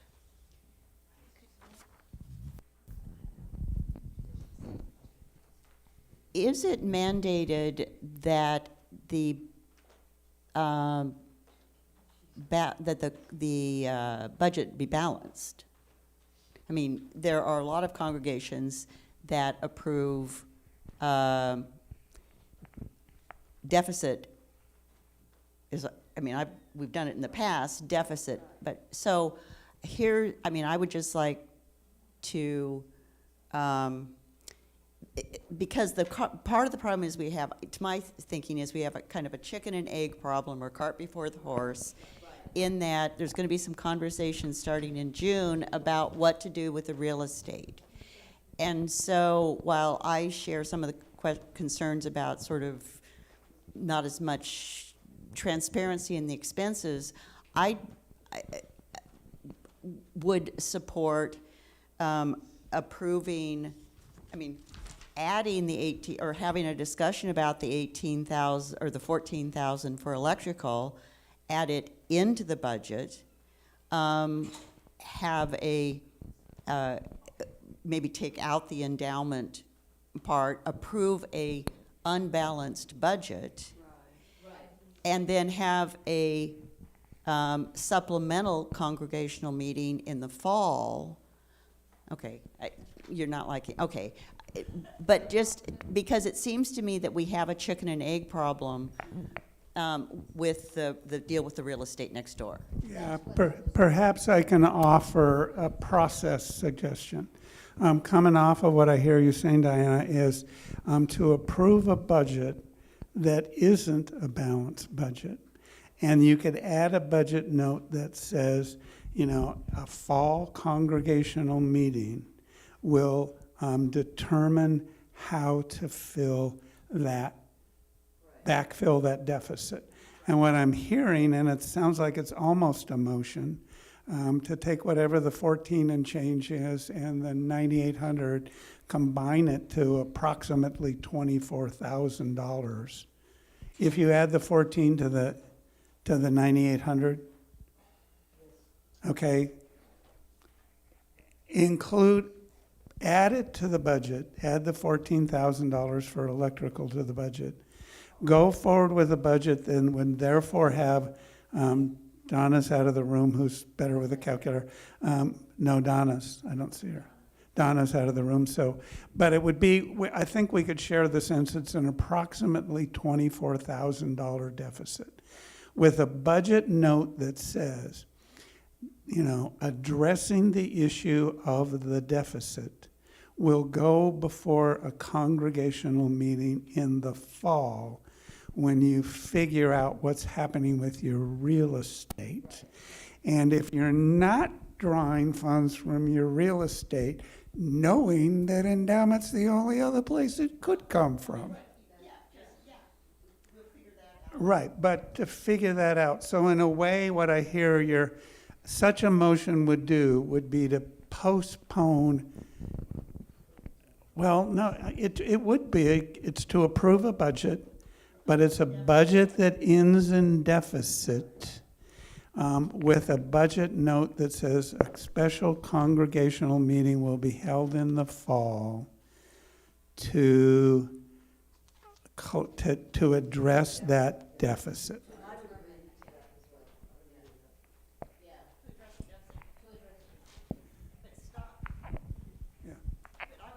that the language stop there, as opposed to, because we keep coming back to the only other choice is endowment. Because that isn't the only other choice. Because Maybe we'll come up with another one. well, people could decide to make some additional contributions. I mean, people could decide to increase their pledges. There could be new members coming in. I mean, there's a lot of things that can happen. So, but I think approving it, because it seems like everybody loves your work and wants to keep you around. I don't want to link your involvement with the church with the cash shortfall. Right, I was just coming up with a version that gets you to a balanced budget. But, Donna, would you do a quick calculation for us? Or you need to head out right now? No, could you do a calculation for us? If we took the amount of the special request for electrical, which is, what is it? 14. Is it 14 even? Yes. 14,000, and added it to the amount from unallocated ministry on the current expenses, that's that almost $9,000 figure. 23,898. So what I'm hearing, and there's not quite a motion, but what I'm hearing is a proposal to add the electrical expense to maintenance in the budget expenses, right? I'm just trying to get the intent of what I hear you saying, and delete the unallocated ministry money from the income side, which would end up with a budget that's 23, how much was it again? 23,898 in deficit. Now, is there a motion to that effect is kind of the question. You got a motion, and it looks like the hand up is your second. I have no idea who moved that, so please raise your hand and state your name if you're making a motion. Kathy Mitchell, I so move. Would you please state what you are moving? Oh, No, the motion, as I understand, I need the motion clarified, please. so as I understand, Kathy, the intent of your motion is to delete the 89 and change out of the income, to add 14,000 additional to the expenses, which would end up with a budget which is the 23, whatever it is, 898 in deficit. Is that the intent of your motion? yes, sir. That is the intent of my motion. Okay. And Diana's doing the numbers so that Julia, you have. Yeah, I need to, this is, yeah, it's clear as mud here. I hear what you're saying. It's an interesting approach, but I can interpret it as an attempt to move towards consensus, in part by postponing part of your decision until you have more information. Edith. Maybe I missed it, but I have no idea about the rental. What could we expect, and when could we expect, and how much money could we expect? Oh, I'm sorry. Yeah, the quick version is we've gotten an estimate that it could be sold for about $370,000, and that it could be rented for $2,300 to $2,400 a month. But that's just a quick shot, and weighing the pros and cons of that is something we're proposing to do beginning on a conversation beginning on June 20th is what we were hoping to do. And some people have some concerns, and I can hear their concerns about maybe we should resolve that first. And in the meantime, to get a budget on record, we would simply take those funds out, and we've got some time to figure it out. Do we have a written motion at this point in time? There is a motion on the floor. Okay. I'd like to ask all conversation to stop so that we can get this motion clarified. I don't want figures, I want words. I need words. Diana, do you have those words? We're moving 14,000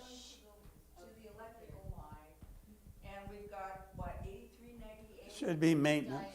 To maintenance. Okay, flip around and I'll make the motion. Okay. That would be good. So it's the budget is proposed with the following changes. The line item for unallocated ministry funds would be deleted. That would be a Slow. 0. Stop. Okay. Slower, please. So the total income in the revised proposed budget would be 108,063. 108,063. Mm-hmm. The line item for repairs and maintenance would be increased by $14,000 to $14,600. I mean, for a total of $14,600.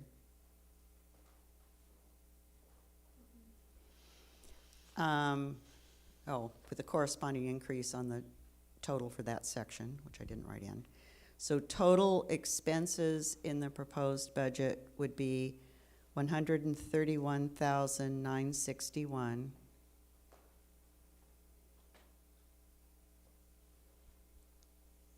For a deficit in the overall budget of $23,898.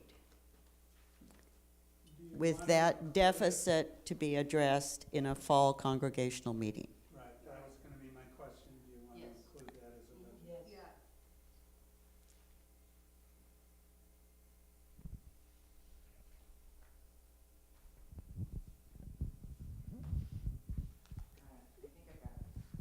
Before that's read back and before it is seconded, there was a motion on the floor that was made, and was the motion made by Kathy seconded? Okay.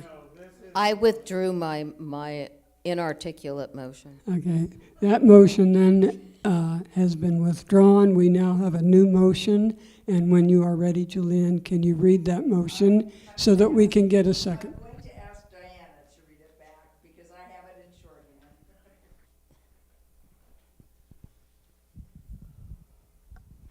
The proposed budget would be the same as was presented before with the following changes.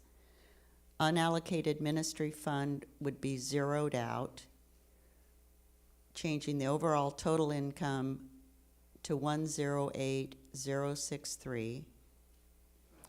Repairs and maintenance would be increased by $14,000, so that line item would be 14,600. Oh, and that would make the total building and expenses 15,160, or what? 15,140. Oh. Total expenses then are 131,961. The deficit between total income and total expenses would be 23,898. The deficit to be addressed in a fall congregational meeting. And I second that motion. The motion has been moved and seconded. Is there any further need for discussion? Seeing no further need for discussion, the motion is on the floor. Would all of those in favor please raise your hands high? Keeping in mind, we need you to vote. We have lost some of our members.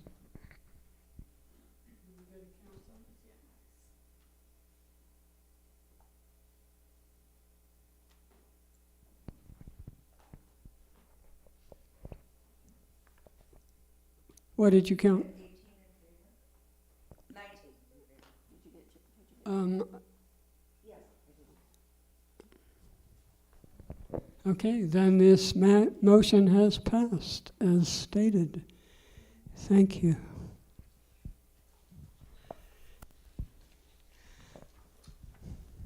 An intriguing solution. I shared with John a little side comment. I says, at UU, process is our most important product. So you're ready to move to the next item on your agenda.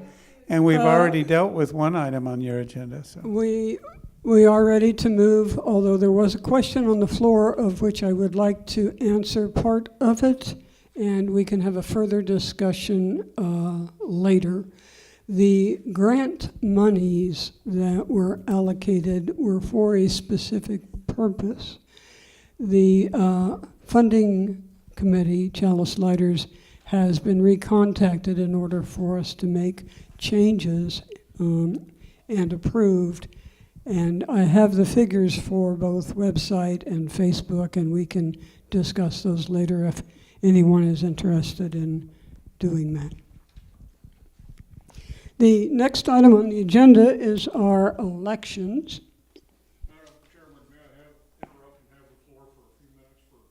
Is it a point of personal privilege? I would request a point of personal privilege. Okay, John, I got a mic right here. As long as I don't stand in front of the speaker and get in trouble. We all have a great deal of a debt of gratitude to pay to a number of people, and I would like to take this moment to recognize a few. And one of them left, but J.C. Pratt for the wisdom of the heart. And I will table this for the next time I talk to her. And these are certificates of appreciation for everybody who has gone out of their way to help out this congregation.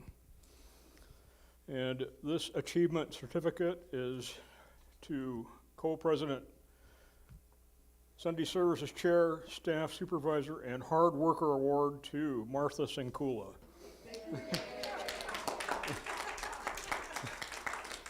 And one of my favorite certificates for the Secretary Extraordinaire of Many Terms of Service to Julianne DeMarche.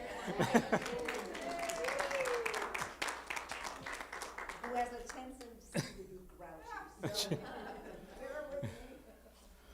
And to recognize the effort, goals, and projects mostly completed to Colleen Fife. An award certificate presented to for surviving the draft, constant support, and keeping on. We recognize Glennis Peterson. And as we've just seen, for the dynamism and the savoir-faire and the general ability to run this place and the help he has provided, a certificate of appreciation to Reverend Dennis Reynolds. Thank you, Madam Chairman. I yield my time. And thank you for bringing the community back together and laughter. Well timed, John. Thank you. All right, we are moving on to elections. The first item on the agenda is the election to the Board of Directors. I'm sorry that J.C. has left, but most of you know J.C. is coming off of the board. She will no longer be a board member, and we are very grateful for the heart that she has given to us. The nominations currently for board positions include the position of treasurer, and Maria Casas has agreed to put her name up for nomination.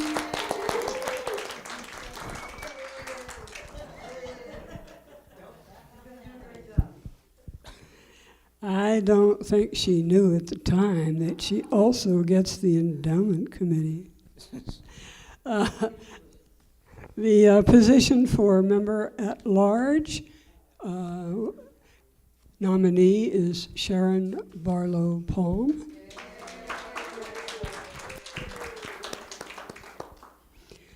Our two candidates currently up for nomination are fitting wonderful categories not always known to us. For example, Sharon Barlow Palm fits that category of being a board member with less than 18 months membership in our congregation, but she brings a lifelong Unitarian membership. And we all know Maria Casas has served on many different committees and brings a wealth and many years also to us. We have one other member-at-large position that is unfilled, so we can accept from the floor either a nomination from another congregant or a self-nomination for someone who would like to serve on the board that we haven't already tried to draft. Or even if you have tried to draft and they're changing their mind. Are there any nominations from the floor for a member-at-large to the board, either by another congregant or a self-nomination? Yes, Dana. I nominate Edith. Oh, Edith, let us tell you. Have a lot of fun. Are you willing to accept a nomination to the board? Member-at-large, Edith.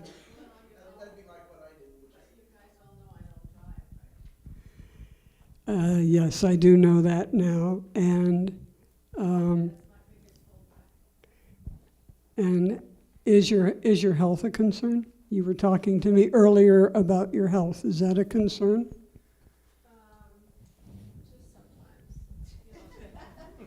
So am I? That's true for lots of people. Like the rest of the board.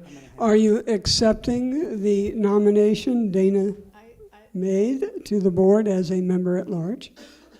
What do I have to do? Attend board meetings, yeah. Well, I think someone would probably give me a ride. I live 5 minutes from here. Somebody could drop you on Monday. You regularly would attend board meetings, either in person or, if necessary, on Zoom. Each of our board members have agreed to be a liaison to one of the committees that are standing, and in the process help with the forming of committees that currently are not active, though they are in our list of committees. That would be things like social action, AEO. There are just lots of committees that are not currently active. So being a liaison, seriously considering the issues that are before the board, and then voting as you see you represent a part of the congregation. Get this cool blue tag. Yeah, you get that. How could I turn that down? How does this thing work? Does this thing work? Oh, it works like this. I have two concerns. One is I don't drive. A board meeting, I'm assuming, and people have helped me out here. Somebody drives me to church, and I have a lot of phone numbers, people that are willing. But with a lot of committees, that's one of my concerns, is getting here. And the other one is most of my medical stuff is in the mornings.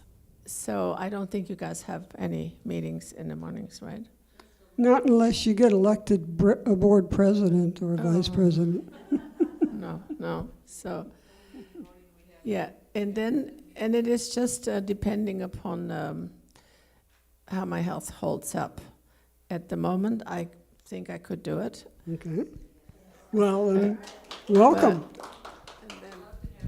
Thank you, and I would paraphrase what you said. To you, the best of your ability, you would be honored to serve, right?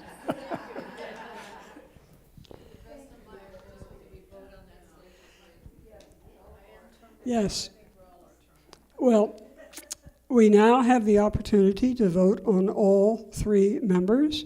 Our board works by consensus a lot. I'm hoping we can do this by consensus, so I'm suggesting that we vote to confirm all three of these new board members. You want to add anything to that? Okay. Can we get a motion to that effect? So moved. How about a second? Okay, so I'll second it. Okay, John moves and Martha seconds. It has been moved and seconded that we, as a congregation, approve all three nominees to the board, the slate of nominees, and do we have consensus on that? Please raise your hand.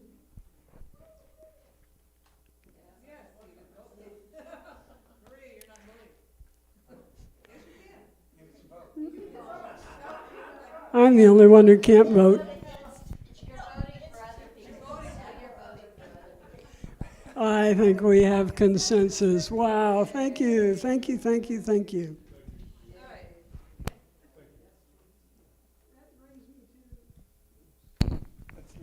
That brings me to the second item on your agenda, which has absolutely no reason to be on there. It was a complete mistake on my part. It was the presentation of members from the endowment committee, and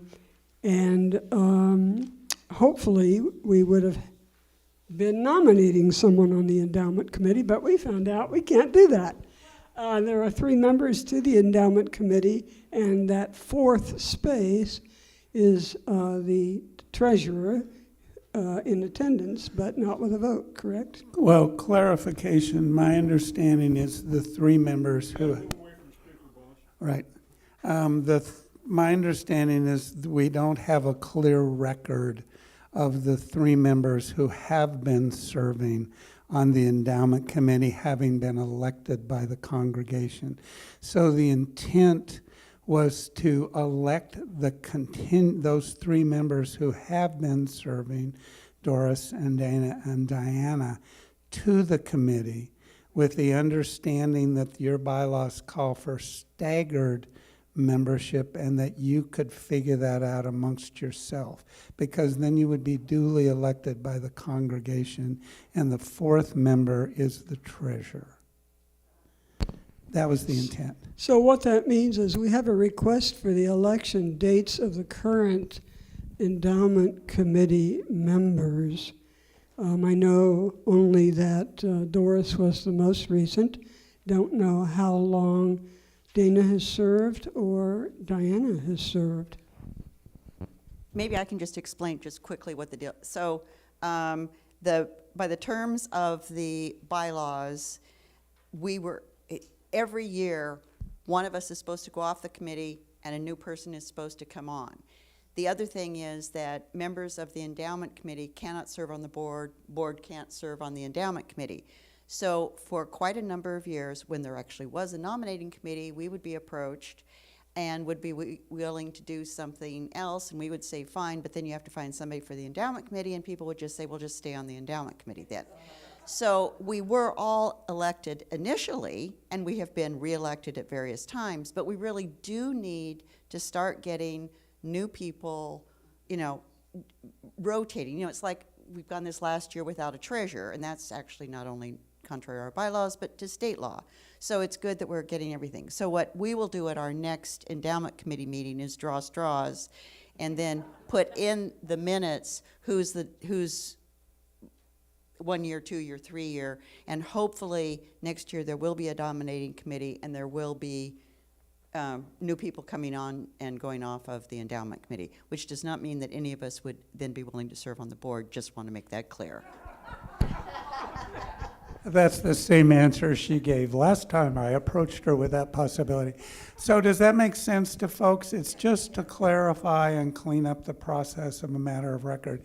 And now I think you'd want to entertain a motion for election to those 3 individuals to the endowment committee, right? I think we need the dates, Dennis, so... No, but I think to be determined. We'll just go ahead and do it. I will run for the 1-year position to come off next year. Dana, you can be the 2-year position to come off in 2 years. I'll run for a 1-year position to come off next year as well. Oh, no, you can't. Because it would be nice to go ahead and do it at this meeting. Okay, never mind. We'll do it in the fall at the next congregational. Okay, and the terms, so there would be these 3 elected, and the terms of office to be to be confirmed at the fall special meeting. Is that the motion? Can I that get you a would wanna motion to make? that extent, please? I need a motion. It would be to elect these three folks. I need the three names, Diana, Diana Wales. Doris, to serve on the endowment committee, terms of office to be finalized at the fall special congregational meeting. Do we have a second? June 2nd. You want to read that motion back to us that has been moved and seconded? Move to elect.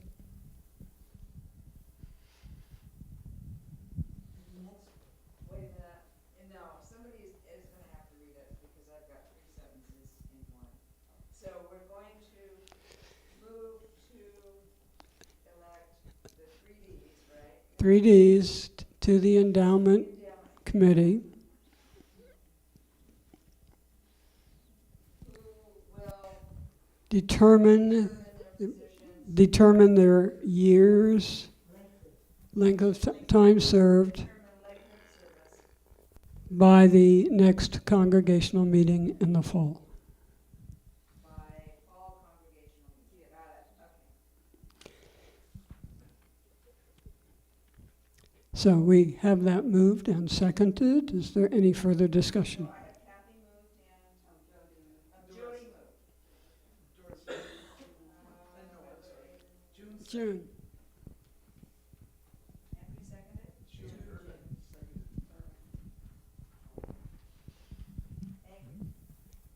Can we go directly to the vote? All those in favor, please raise your hand. Looks like consensus to me.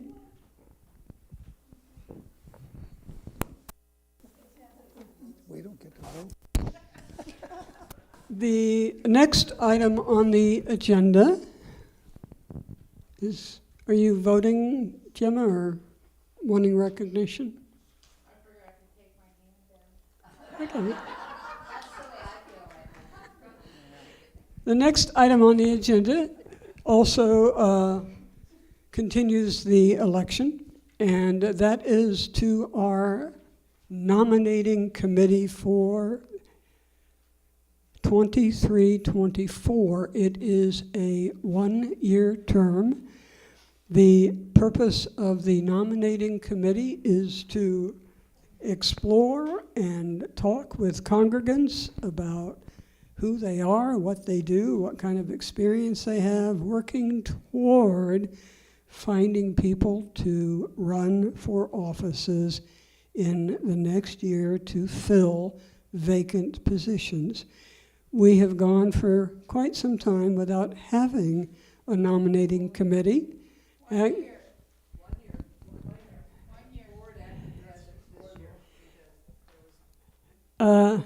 Actually, 2 years. We voted ourselves in, so there was no nominating committee.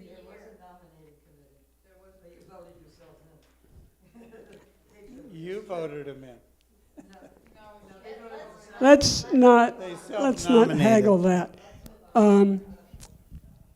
This is a position where you're really, getting to know newer people who are coming in, people who are returning and becoming more active, talking to folks and trying to encourage them to take a more involved position.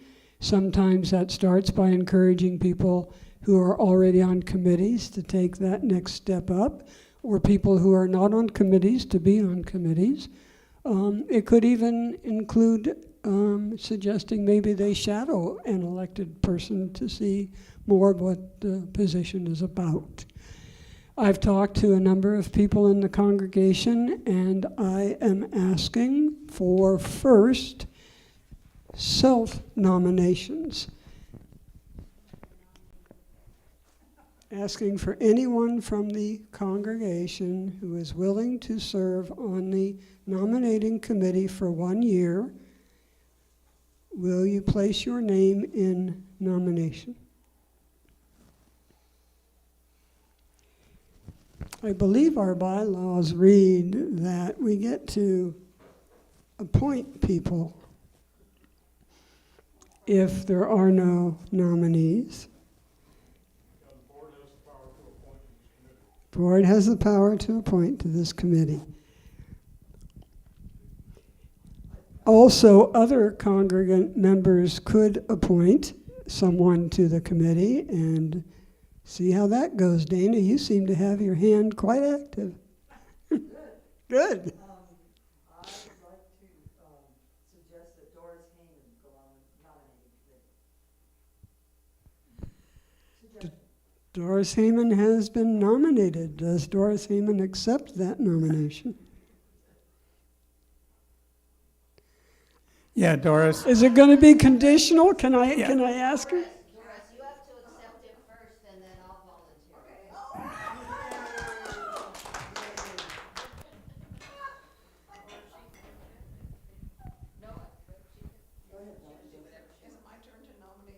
It's your turn to accept. Oh, I accept. And I'll volunteer.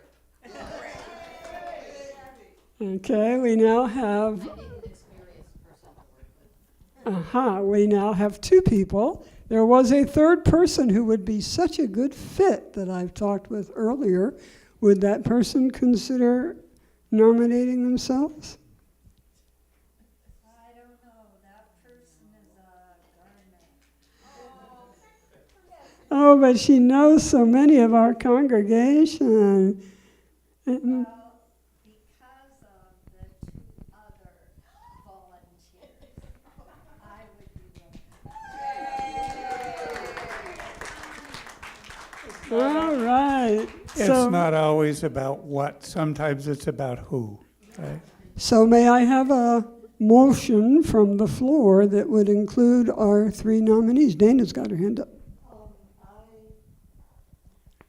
Move. Move to nominate Doris Hayman, Kathy Mitchell, and Connie Erickson to the nominating committee for the year of 23-24. I second that motion. Yeah. All in favor? Do we have consensus? And can I vote too?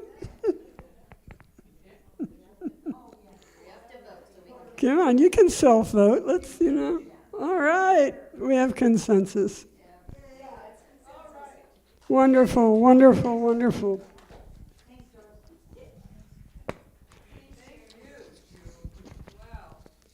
Our next item on the agenda has been taken care of by the revision of the budget. So we now have the $14,000 to work with. We have received 3 bids. The board voted to accept one of those bids, and I think we've included a copy of that bid on the table. Anyway, I can certainly provide you with that. The bid accepted was Bean. Bean gave us a very, very extensive 4-hour go-through of this entire building, and actually the other bids either came in equal to or above, and Bean has done a lot of work previously on this building and is familiar to us, and their quality of work is known. So I would love to entertain a motion to accept Bean as our contractor. Can I get a second? Okay, it's been moved and seconded that we accept Bean Electrical. Who was the second? And move forward with getting that work done. I do. When did we start the?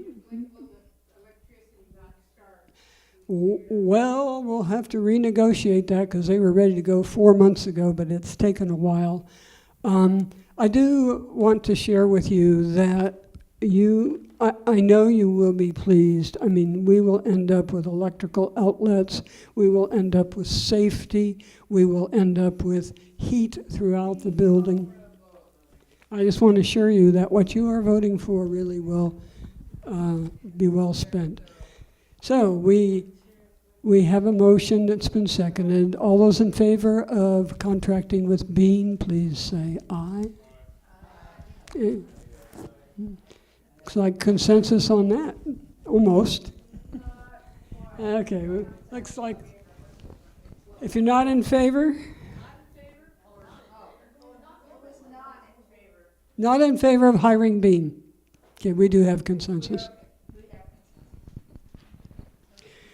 The next item on the agenda is becoming an official welcoming congregation approved by the UUA.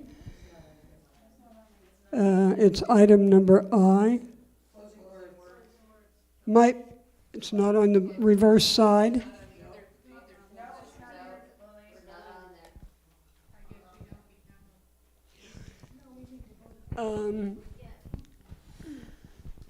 Process.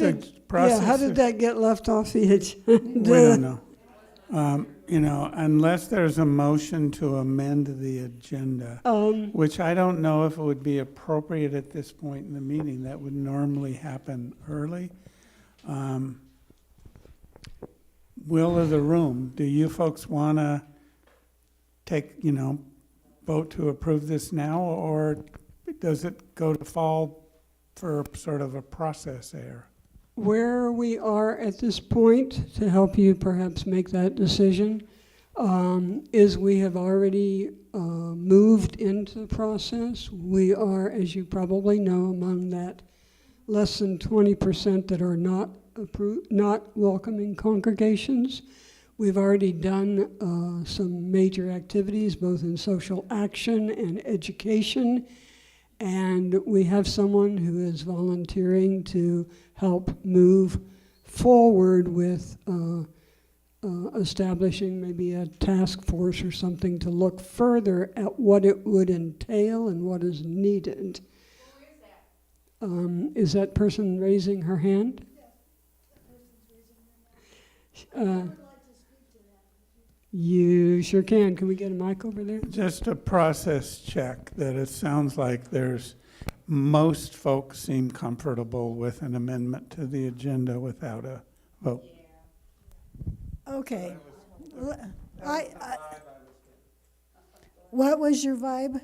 The vibe was yes. It was a yes vibe. We're gonna go on and do this. We're going to do it. Yeah. Okay. I don't have to tell you anything. No, go ahead. Okay. I read through most of this stuff, and at first I have to admit I wasn't so much in favor of it. Like, so what? Okay? But we are welcoming. We're a verb, and we're an adjective, welcoming. But what we haven't been is the noun. We haven't been able to say, we are the welcoming.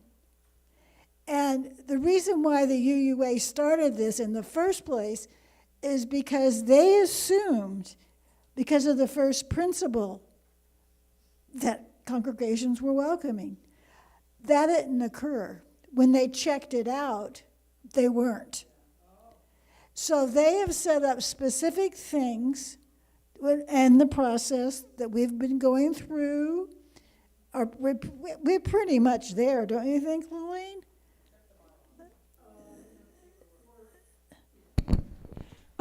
We have paperwork and we have other things to do, but let me give you some ideas. We already every year do the AIDS Memorial in December. That's one of the social action. We do Pride Parade each year. That's another social action. We include in the UMQuest on an average of at least once a month. I hope that will increase.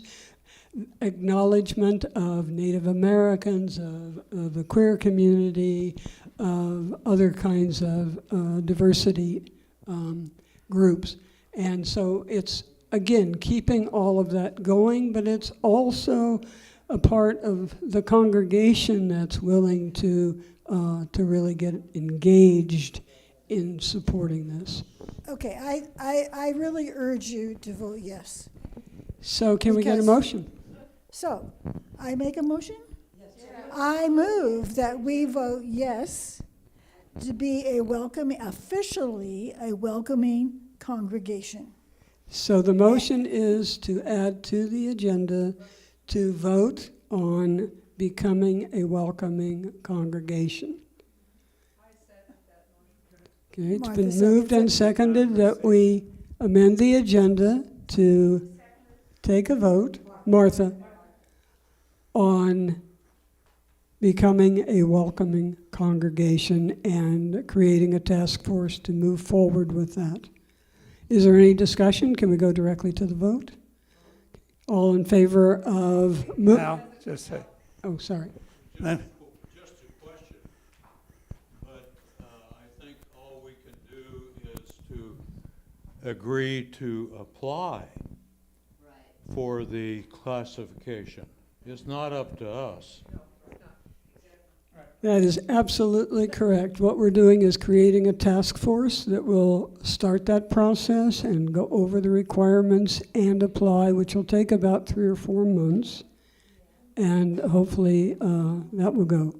But right now, can we vote on amending the agenda? All those in favor of amending the agenda to include this vote? Does anyone not agree? Great. Okay, now I need a motion on the floor from this congregation, to move forward to becoming a welcoming congregation and create a task force toward that end.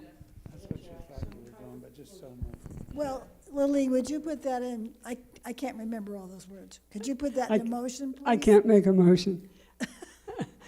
So we're, I need a motion on the To- floor to move forward, for this congregation to agree to move forward in becoming a welcoming congregation and appoint a task force okay. or establish a task force to make that happen, to move that forward. The congregation will establish a task force to, Become a welcoming congregation. yes, exactly. To further the purpose of it. Yeah, to move forward and become a welcoming congregation. I don't like move forward. We're going to establish a task force. Okay, whatever. To apply Okay. for, recognition. A welcoming congregation, Got it. an official. hey, you can give her a so moved, because she's- I so move. Okay, it's been moved and seconded. Dana seconded. All those in favor? Hands up. Any opposed? Thank you. We're ready for closing words? No, you don't have to, not today, you just voted that you would do it. We have one person who has identified herself as being willing to serve, and I'm sure you'll hear from her. And I'll serve too. So we have an emerging task force. I want to thank you for the affirmation, for the affirmation of this reality. I first came here years ago when I was a candidate, and I was looking for any place that would let me borrow a pulpit. And it was back in the days when Christine Riley was here part-time, so that was a while ago. Right, so that was a while ago, and I could feel and look amongst you and say, boy, this is a welcoming congregation, but it's never been officially affirmed. It's about friggin' time, so. And in that spirit, words of Beverly and David Bumbaugh, knew them both from my seminary career. David was my favorite professor. They co-ministered many congregations. Our church exists to proclaim the gospel that each human being is infinitely precious, that the meaning of our life lies hidden in our interaction with each other. We wish to be a church where we encounter each other with wonder, appreciation, and expectation, where we call out of each other's strengths, wisdoms, and compassion we never knew we had. Amen and blessed be.